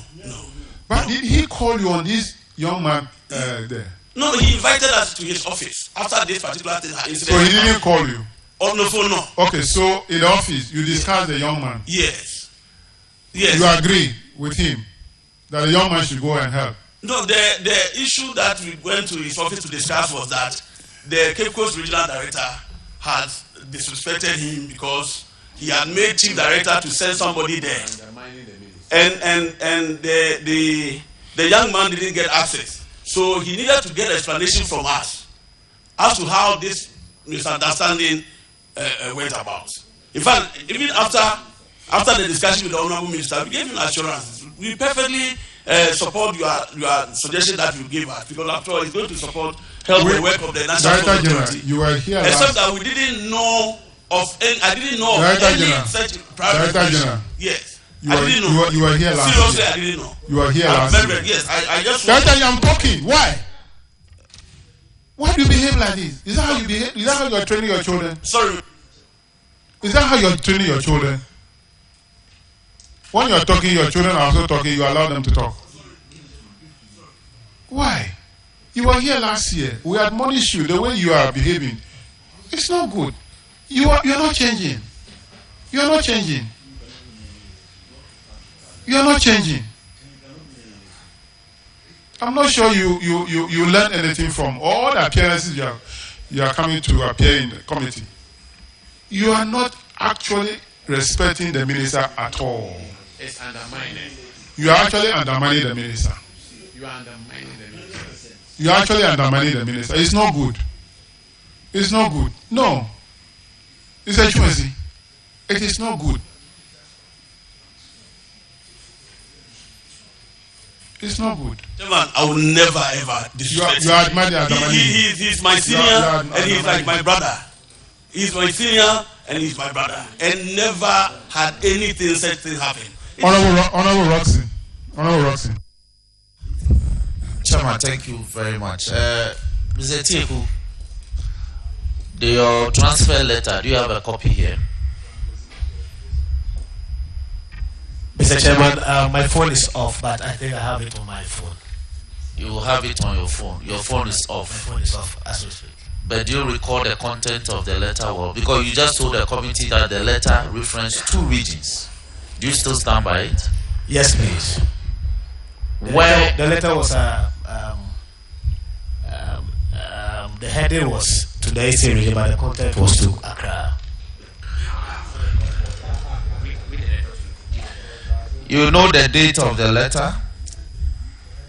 I can't recollect, Mr. Chairman. You cannot recollect. It was transferred to the head office. All right? Yeah, okay. Transferred to the head office. And in the content of the letter, you were specifically transferred to the Eastern region. Yes, please. So why should this be an issue? Why do you say there is a doubt in this matter? Mr. Chairman, as I'm saying, I later had discussions with my Director General, and then he asked me to stay on, and that he was going to have further discussions with Honorable Mr. Tieku, you see, I gauge people by conduct.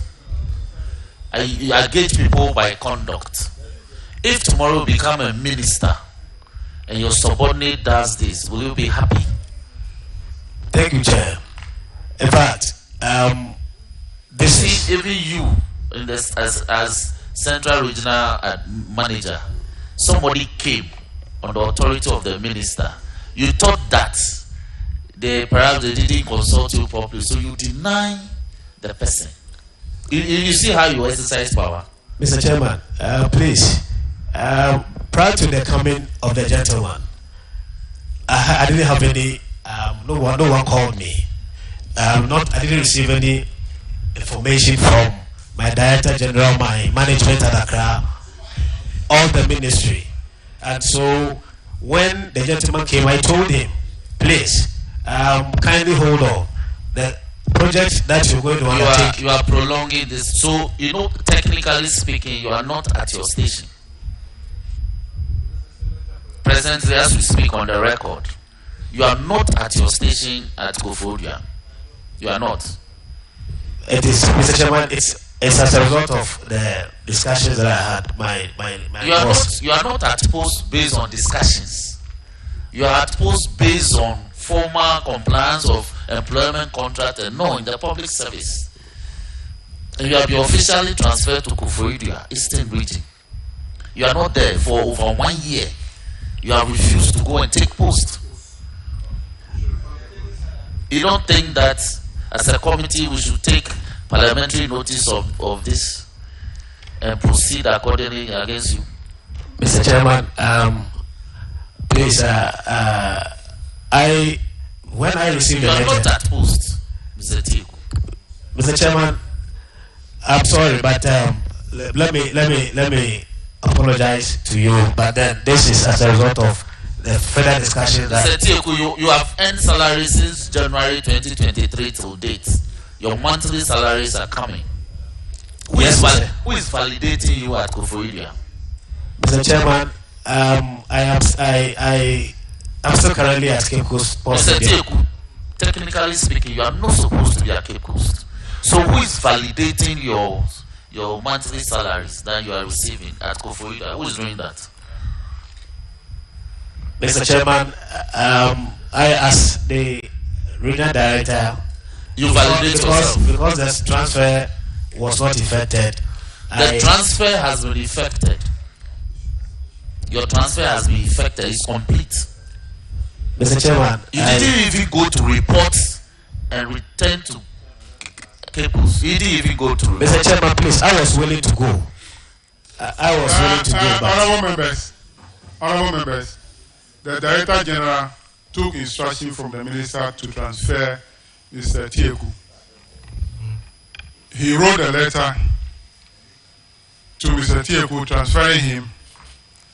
He made a heading, transfer to head office, intentionally put in the letter, the body of the letter, transfer to Eastern Region. He went behind that letter and spoke to Mr. Teku not to honor the transfer. So that's a complete disrespect to the minister. Now, this committee, I think our position is that Mr. Teku should move immediately to Eastern Region. And Director General, this committee is directing you to ensure that Mr. Teku is moved to where you are transferring him.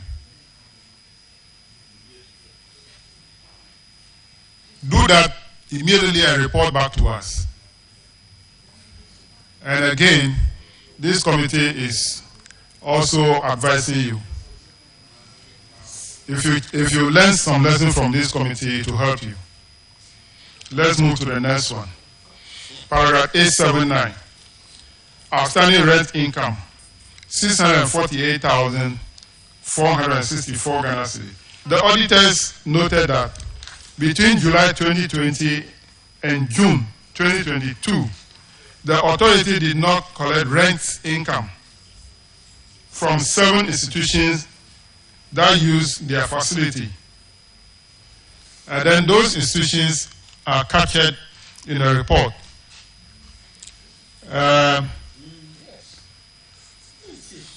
Ministry of Youth and Sport itself, Ghana Fencing Authority Association, Central Regional Coordinating Council, National Sports Authority itself, the Personnel Administration, Ghana Athletics Association, and Local Organizing Committee. These are the 7 institutions. They use the facilities of the Sports Authority, but they do not charge rent. And the total amount is 648,464 Ghana cedis, 44 pesos. The auditors have recommended to the Director General to ensure that the regional director recovers the amount from these institutions. We want to find out if recovery has been made. Chairman, thank you so much. Chairman, I just wanted to give you some information before they respond. Chairman, Ghana hosted the Women AFCON, where about 16 countries participated. And as part of our preparation towards participating in the tournament, that's before 2019, isn't it? 2018. As part of the preparation towards participating in the tournament, the Team Ghana used the facility because they have hostel facilities in the stadium. They will be training there. Aside that, we have various federations. The Fencing Federation, when they have International Continental Championship, they have to also go for camping and train and be able to go.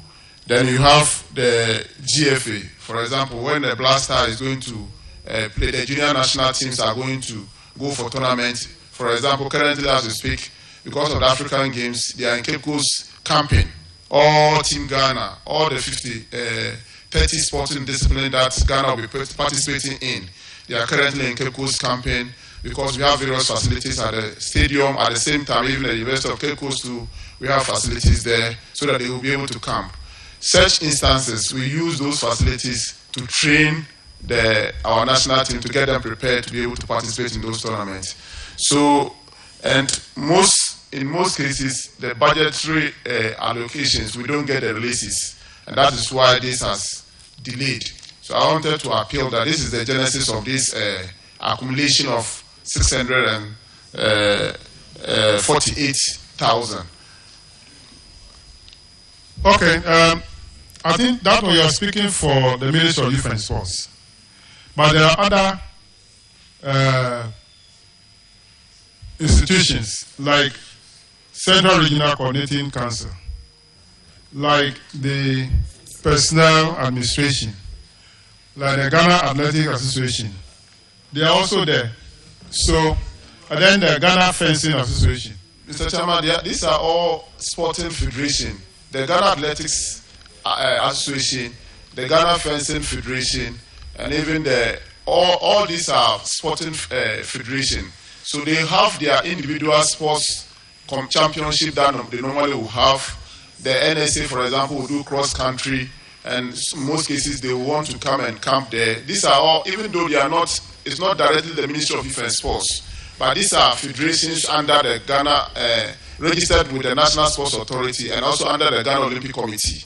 So when they are going, even apart from this campaign, there are instances we will support them financially by buying tickets for them to be able to participate and represent our country. So, Minister, if you budget for any tournament and as a preparatory activities towards that tournament, they use the facility and they don't pay, don't you think that we need to cost this and add it to the whatever budget is approved for you to know the total cost of the tournament? Precisely, Mr. Chairman. In most cases, the budgets, we prepare this budget and the releases are the challenges. You prepare the budget, but in most cases, to get the releases are the challenge that we face.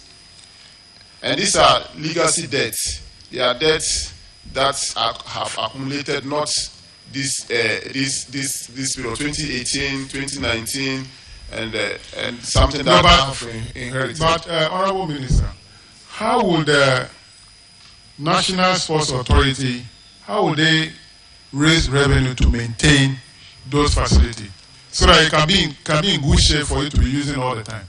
Mr. Chairman, I agree with you precisely and perfectly that going forward, like what we are doing now, is to ensure that, for example, we are going to have African Games. It's a major tournament. So in terms of camping and everything, we have made provision.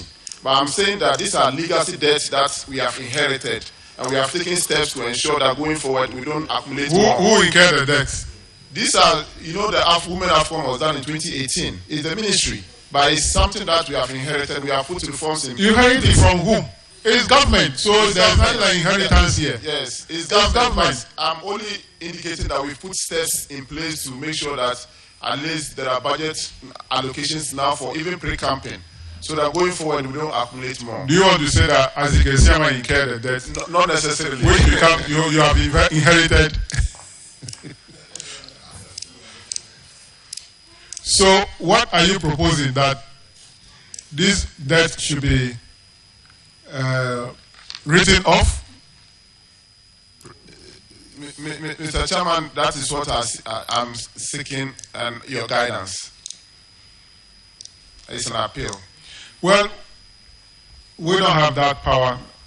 The House has more power than the committee. So we'll make a proposal to the committee. To the House, sorry. All right, thank you, Mr. Chairman. So, clerk, take note of this. The last one, paragraph 882, Honorable Sam George. Thank you very much, Chairman. Uncollected rent, 7,400.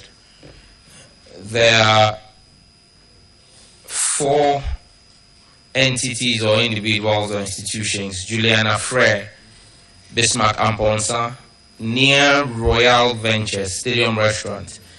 And festive kids who use the Cape Coast and Robert Mensah Sports Stadium or Stadia and have an outstanding amount of 7,400.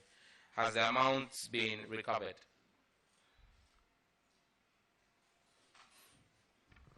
Yes, Honorable Chair, they have been recovered. Can the auditors verify that the 7,400 outstanding has been recovered? Honorable Chair, at the time of our status, we had 800 recovered. They furnished us with some documents, but we will not be able to verify. So for the 800, we can confirm. The 6,600, we are yet to confirm. Chairman, it then means that the auditors will need to confirm the outstanding 6,800 and revert to the Secretariat for our purposes. Chairman, I'm done. All right, Sam George, you have public interest question. Thank you very much, Chairman. I have a public interest question. Honorable Minister, did you authorize the closure of, first and foremost, Honorable Minister, what is the primary purpose of our sports stadia? Sporting activity, religious activity, entertainment, what's the primary purpose of our sporting facilities? Thank you so much, Mr. Chairman. Mr. Chairman, the main purpose of our sporting activities, sporting facilities, is for us to use those facilities to develop talent, and also for competitions, whether national or international competitions. As Minister for Youth and Sports, did you authorize the suspension of sporting activities at our major stadia, the Accra Sports Stadia and Kumasi Sports Stadia, over the festive period, the December period? Did you, as Minister for Youth and Sports, suspend the use of the stadia? No. You did not? No, I did not. Are you aware that the National Sports Authority, under the direction of the Director General, suspended use of the sports stadia for footballing activities in the middle of the Ghana Premier League? Yes, I'm aware. And I did call him to ask, and he said my major concern was on the pitch, because the pitch during that time, even though the National Sports Authority by law is the authority having the powers to manage all the sporting facilities for us and to ensure that they are in good shape.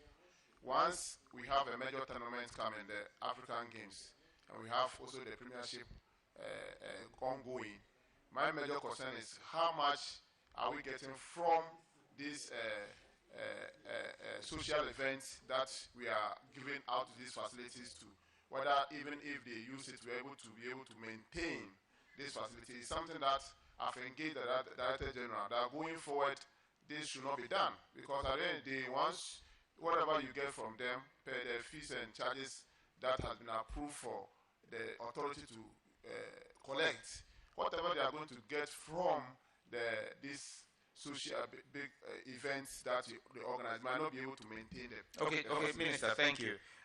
And I'm happy you raised the issue of the pitch.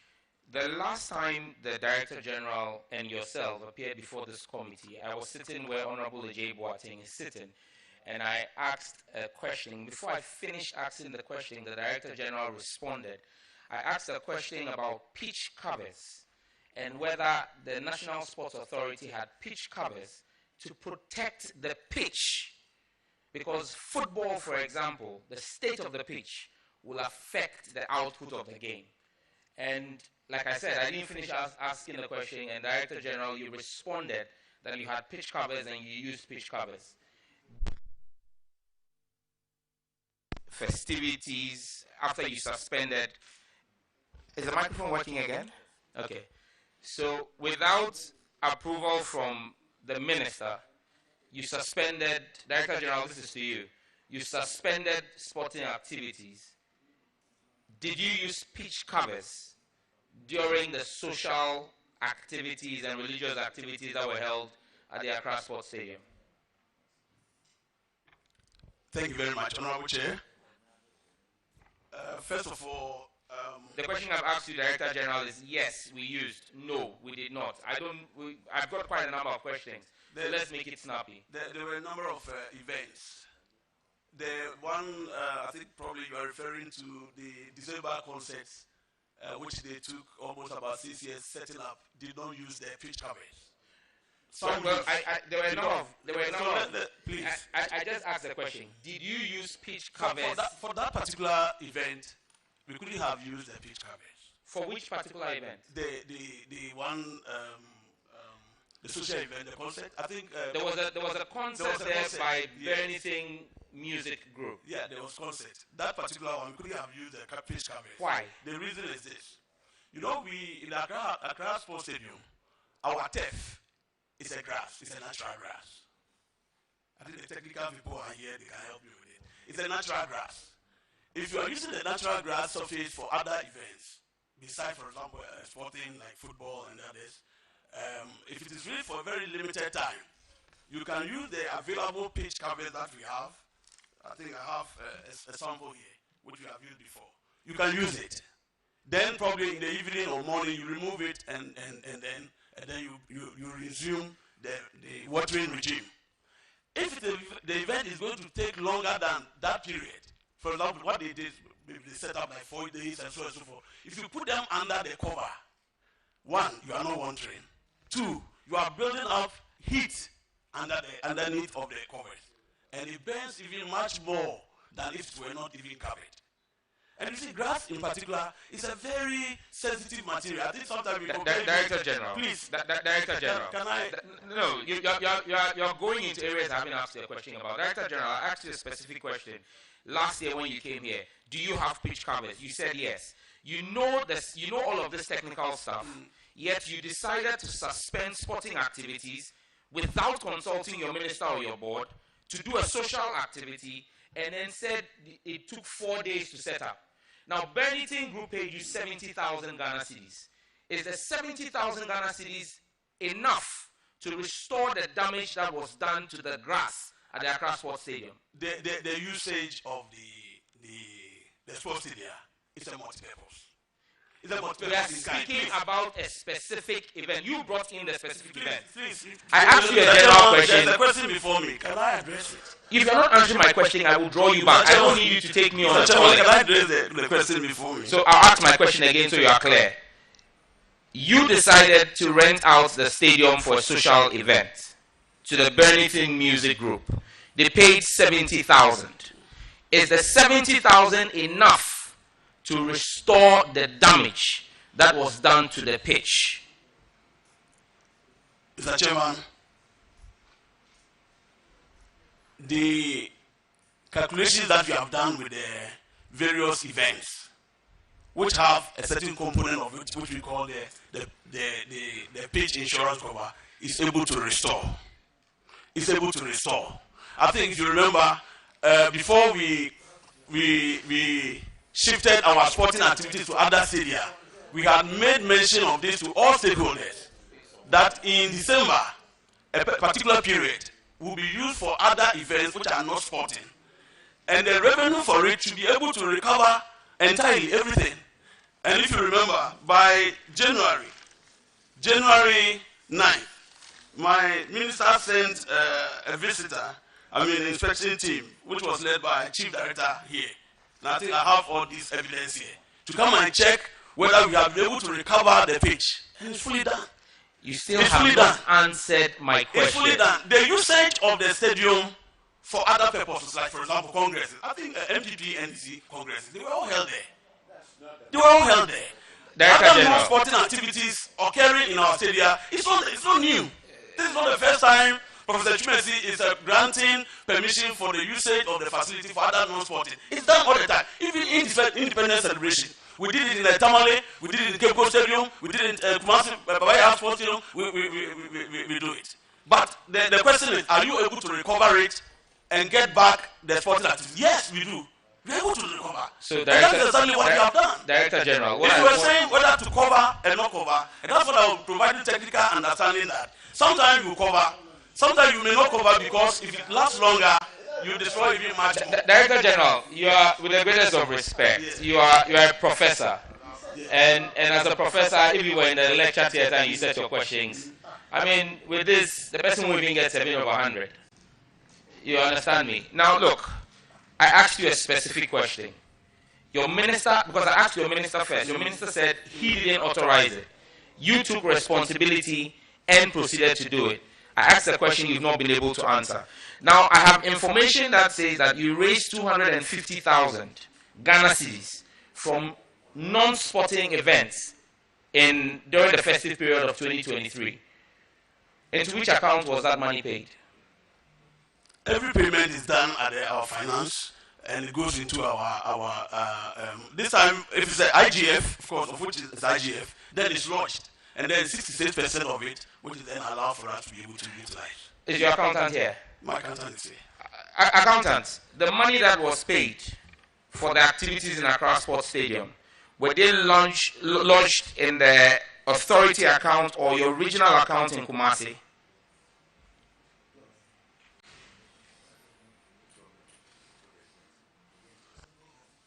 Mr. Chairman, the question again, I didn't get. The question I'm asking is, my information says you received checks totaling about 250,000 Ghana cedis for non-sporting activities at the stadium, Accra Sports Stadium, specific Accra Sports Stadium, in 2023 during the festive period. 70,000 from Benetton Group. Then you had another 50,000 from Jesus Unhindered Interventions, limited by Guarantee Group. That same group paid another 35,000, another 24,090. So total about 250,000. Did you lodge this in your central, the NSA's central account, where all lodgements are supposed to go at head office, or did it go into your original account in Kumasi? Mr. Chairman, partly was lodged in Accra and the other in Kumasi. Why?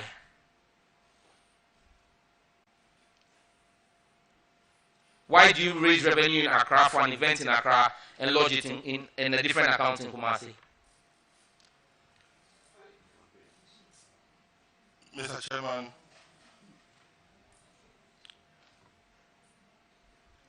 the invoices we issued to these two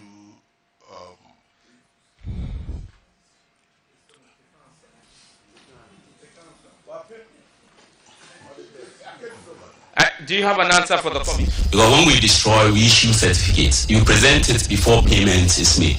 Those for 2021 have all been able to present their distraction certificates and they've all been paid. Those that have not been are left at the 2015 to 2018 farmers. And I believe it is because of the time span for which the funds were released. That is why they have not been able to present their certificates. So we'll take the opportunity to call on them to present their distraction certificates if they are able to do so. Occasionally you see these farmers, some of them complaining that since so long they have not been paid their compensation for destroying their pets. And you have the information about them.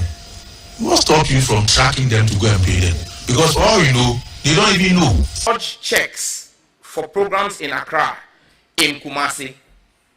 Director General, is there a reason why you did that? And then you can do a follow-up answer, because he said he went into spending. I only asked this best lodgement.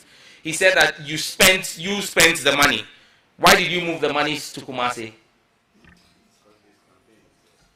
Mr. Chairman,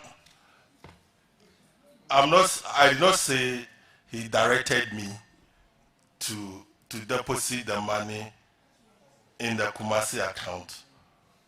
What I said is part of the money was lodged in the Accra account and the rest was lodged in the Kumasi account. Chief Accountant, respectfully, you are under oath. You are an elderly person. I have the greatest of respect for you.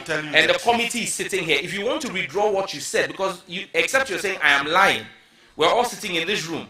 I asked you on whose authority did you lodge part of the payments into the Kumasi account your response to this committee under oath was the Director General. If you are withdrawing that, do so properly. I have not said otherwise. But you just contradicted yourself. Okay, then why did you lodge part of the checks, some of the checks in Accra and then some in Kumasi? Why? My understanding was earlier they made a deposit. Those first deposits were lodged in Accra. By who? By who? Who did the lodgement? Into the Accra. Who did it? Who did the lodgement? Myself as the chief accountant. And then the other lodgement you did it in Kumasi? The other lodgement was paid, was deposited in the Kumasi account. Yes. And my question is that why? The Director General should be able to. Exactly. That's what you said. Yes, sir. Director General, Chief Accountant, I think that you have more information. But because your boss is here, you are reluctant. Please don't respond. No, Mr. Chairman. That's my observation. That's my observation. You have more Mr. information. Chairman, yes. Mr. Chairman, like I said, partly was lodged in Accra. And the rest. We've heard that. I'm only saying that you have more information, but because your boss is here, you're reluctant to give us that information. Chairman, so can the DG now answer why that was done? Yes. Yeah, thank you very, very much, Mr. Chairman. I think I need to get this information to be very sure about payment, because the head office manages all accounts of the authority, both region, head office, everywhere. It's ours. And obviously, if you look at the auditor's reports, they assess the revenue across all the regions. Some are in our regional and some are in the head office. He's indicating to me that some payments have been done, some entered the regional. It's something that easily can be traced. It easily can be traced. For example, head office, occasionally when we are in need of support, we make requests from some of the regions that are able to generate enough revenue to assist us. We also Director General, that is not the issue. Yes. So The until issue I have listen to me. Yes. The issue here is that the chief accountant is saying that per your directive, the checks that Honorable Sam George mentioned, you directed that some of those checks should be paid to the Kumasi account instead of the Greater Accra or the headquarters account. And the question from me is that why did you do that? What is the reason why you directed that some of those checks should be paid to Kumasi account? So don't tell us story. Just give us the reason why you gave that directive. Honorable Chair, I think I wouldn't be very specific about the directive. I think it's in general, where the accounts are not accessible. For example, I think making strides towards efficiency and transparency. These efforts have led to remarkable achievements, including the rapid growth of mobile money markets and enhanced public service delivery. Earlier, Mrs. Baumia cut sword for the construction of a dormitory to help reduce overcrowding in the school. Some students and staff of the school were recognized for their academic excellence and dedication to the growth of the school.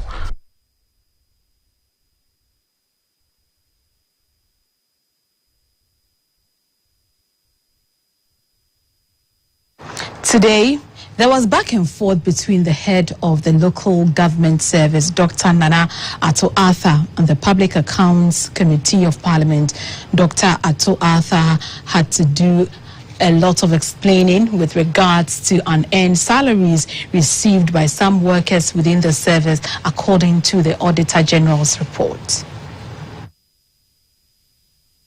Miss Abina Nyantichua Owari was granted a 1 year's study leave with pay on a full Government of Ghana scholarship through GET Fund.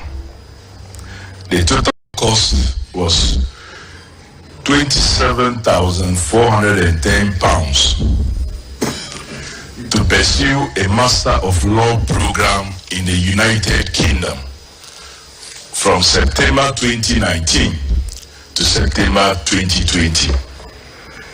And during this period of training, she took full salary and allowances, also totaling 38,596 Ghana cedi.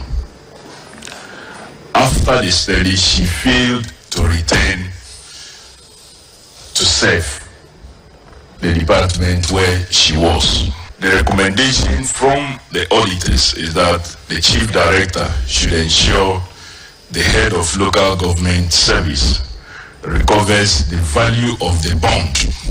Have you done so? Honorable Chair, we have done our best, but we've not been able to recover the amount. The reason being this: Abna was an established as indicated.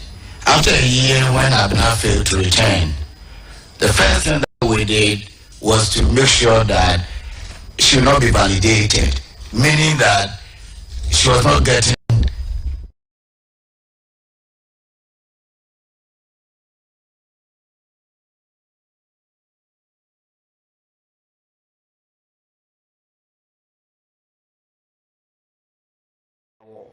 However, the DG claims that there was a barter trade with multi-choice for the Kumasi Stadium, so no cash was deposited or payments were deposited into the NSA, any NSA account for the Kumasi wall branding. Again, multi-choice, I've done checks with multi-choice, and multi-choice says they did not do any barter with the Sports Authority. So, DG, can you let us know the details of the barter? What did they give to you? Satellite dishes or decoders? Or if indeed they did a barter, because multi-choice, or they gave you subscription for free, DSTV subscription. What barter did you do over the Kumasi wall branding?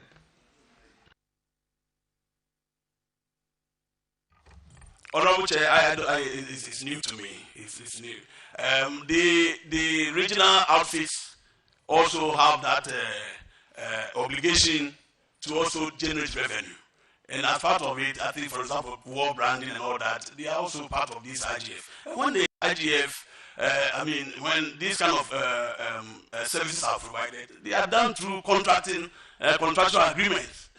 I would be surprised that the contract indicates that we do better. I'm not aware of this. But I think it's something that can easily be verified. But what I know of, for example, the Accra head office here, the Accra Sports Stadium, which the branding has been done, the contract exists, payment per yearly annual payments are done. If you want to verify it, I think all this service will definitely, even it started not only this year, it started long ago, and they have always access to my books. Director General, you've just said two things. First, you said you would not know. Then I was coming to ask a question, and you quickly said you've seen Accra. Because I was coming to ask you that as Director General, are you saying you are unaware that your stadia, which is in Kumasi, in Tamale, and Accra, have been branded?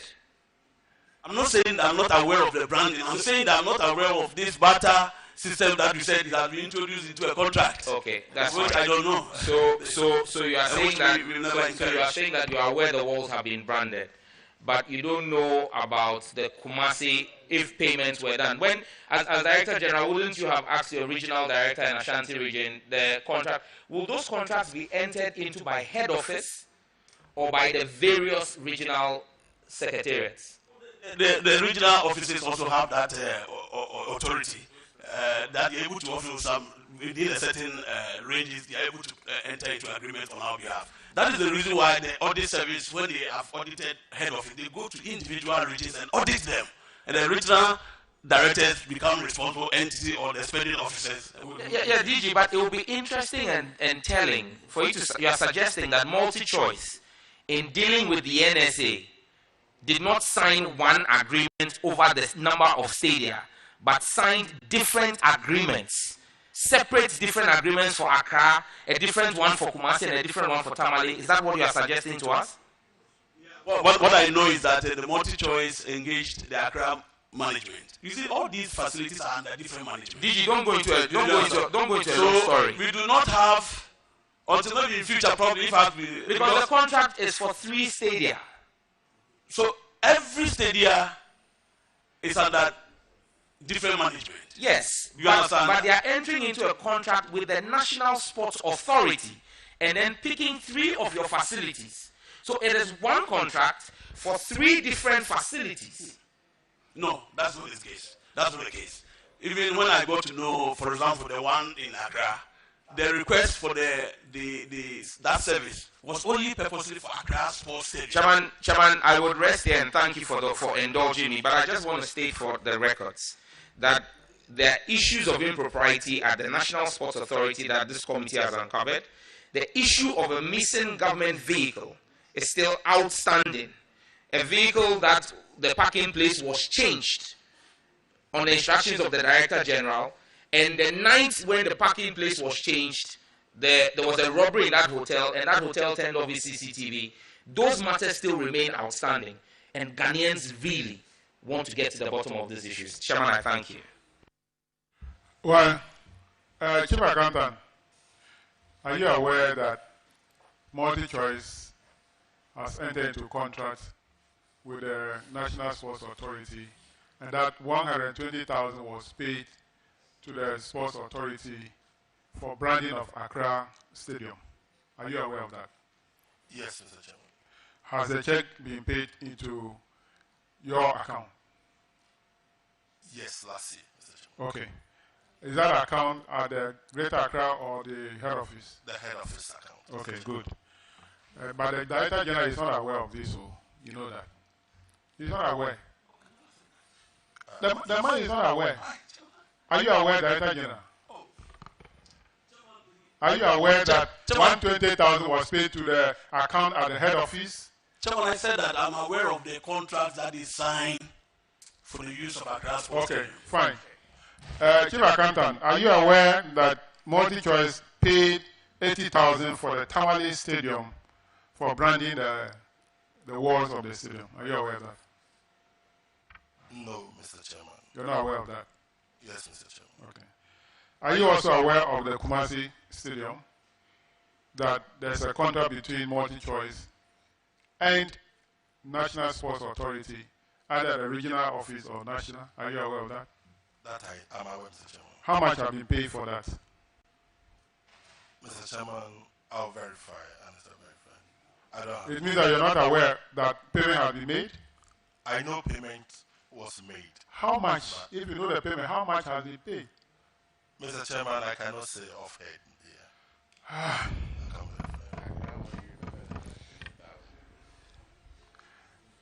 here. Auditor General,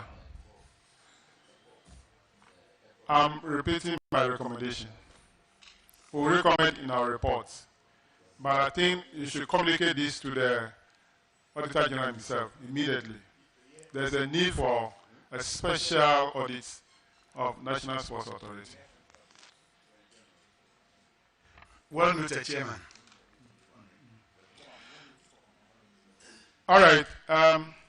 I've said earlier on that you should learn lessons from this sitting, and you have been appearing before us a number of times.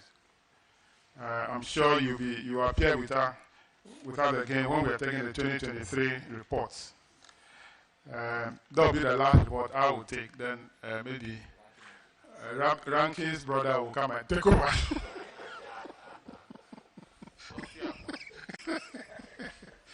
Or Honorable Yusuf will come and take over. But I think that you need to give some respect to your minister. Don't undermine the minister. What we have observed, you are undermining the minister. It's not about leaning to him doing like this. That is not what you do behind is different.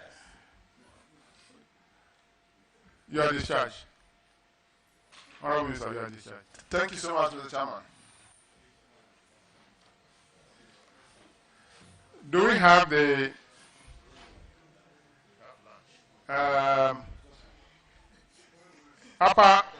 Upper West Regional Coordinating Council? Are they in now? Are they in now? Okay. So, can you swear them in? That will take. There are 2 questions. We'll take them.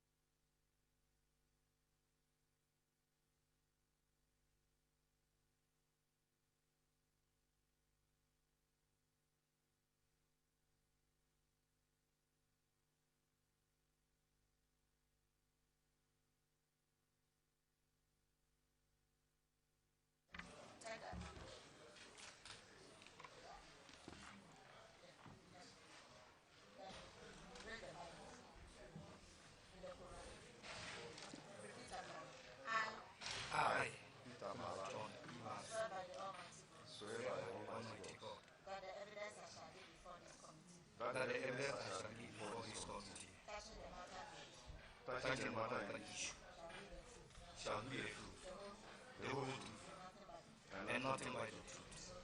So help me God.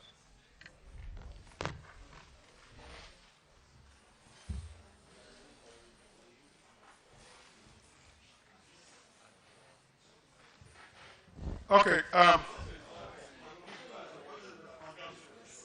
Honorable members, shall we look at the Upper West Regional Coordinating Council? Can you introduce yourself to the committee? My name is Peter Mala, Regional Coordinating Director. My name is Khalid Abdul Haq, Finance Officer. Okay. I am Kulak J.E.K. Fawaz, Regional Internal Auditor. Regional Internal Auditor? Yes. Okay. You have 2 issues in the report.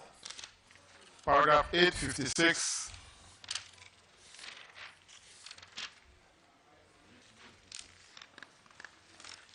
That one is about outstanding rent. So the auditors have noted that the Regional Coordinating Director did not collect rents due from 190 occupants of the council's quarters, totaling 369,885 Ghana cedis, as at 31st December 2021. So the recommendation is that you should recover the money from these occupants. Have you been able to do so? Yes, Honorable Chair, so far we've been able to collect 166,189 cedis. And we are still pursuing the other defaulters. Have you brought that to the notice of the auditors, what you have recovered so far? Yes, please, Honorable Chair. Can you mention the figure again? 166,189 cedis. So what is the balance left? Over 200,000. 203,696. 203,000. Auditors, can you confirm the amount recovered? Honorable Chair, an amount of 166,189 cedis recovered, leaving a balance of 203,696. So, do you have any recovery plan with the occupants or the 190? Do you have a payment plan Which that they are following? Currently, we have submitted the names of the defaulters to the Attorney General's Department, and some are even being processed to recover the money in the courts. Okay. So we have taken some steps to recover the rest of the money. All right, that's fine. The other issue is 859. It's on uncompetitive procurement. So the auditors noted that during the period under review, management of the council procured goods and services amounting to 153,863.94 from 16 suppliers without sourcing for alternative invoices from at least a minimum of 3 suppliers. Recommendation: the regional coordinating director should strictly comply with the provisions of the procurement laws at all times. Yes. Honorable Chair. Were you told by the auditors? Yes. Honorable Chair, we were told by the auditors. And so you are not complying? Yes, we are complying. We are complying. You know, if you recall, last year we were here on a similar issue.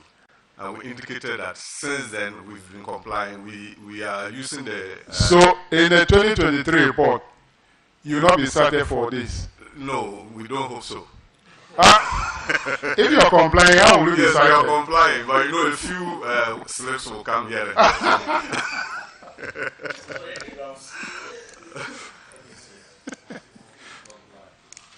Auditors, they have violated the law. Let the sanction apply.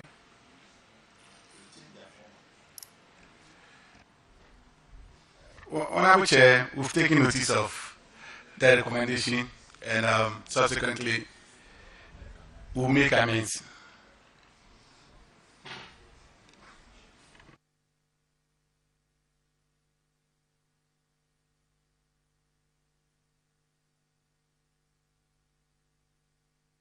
All right, that'll be all for you. You are discharged. Thank you, Honorable Chair. Do we have gender, Ministry of Gender? What of Ministry of Justice?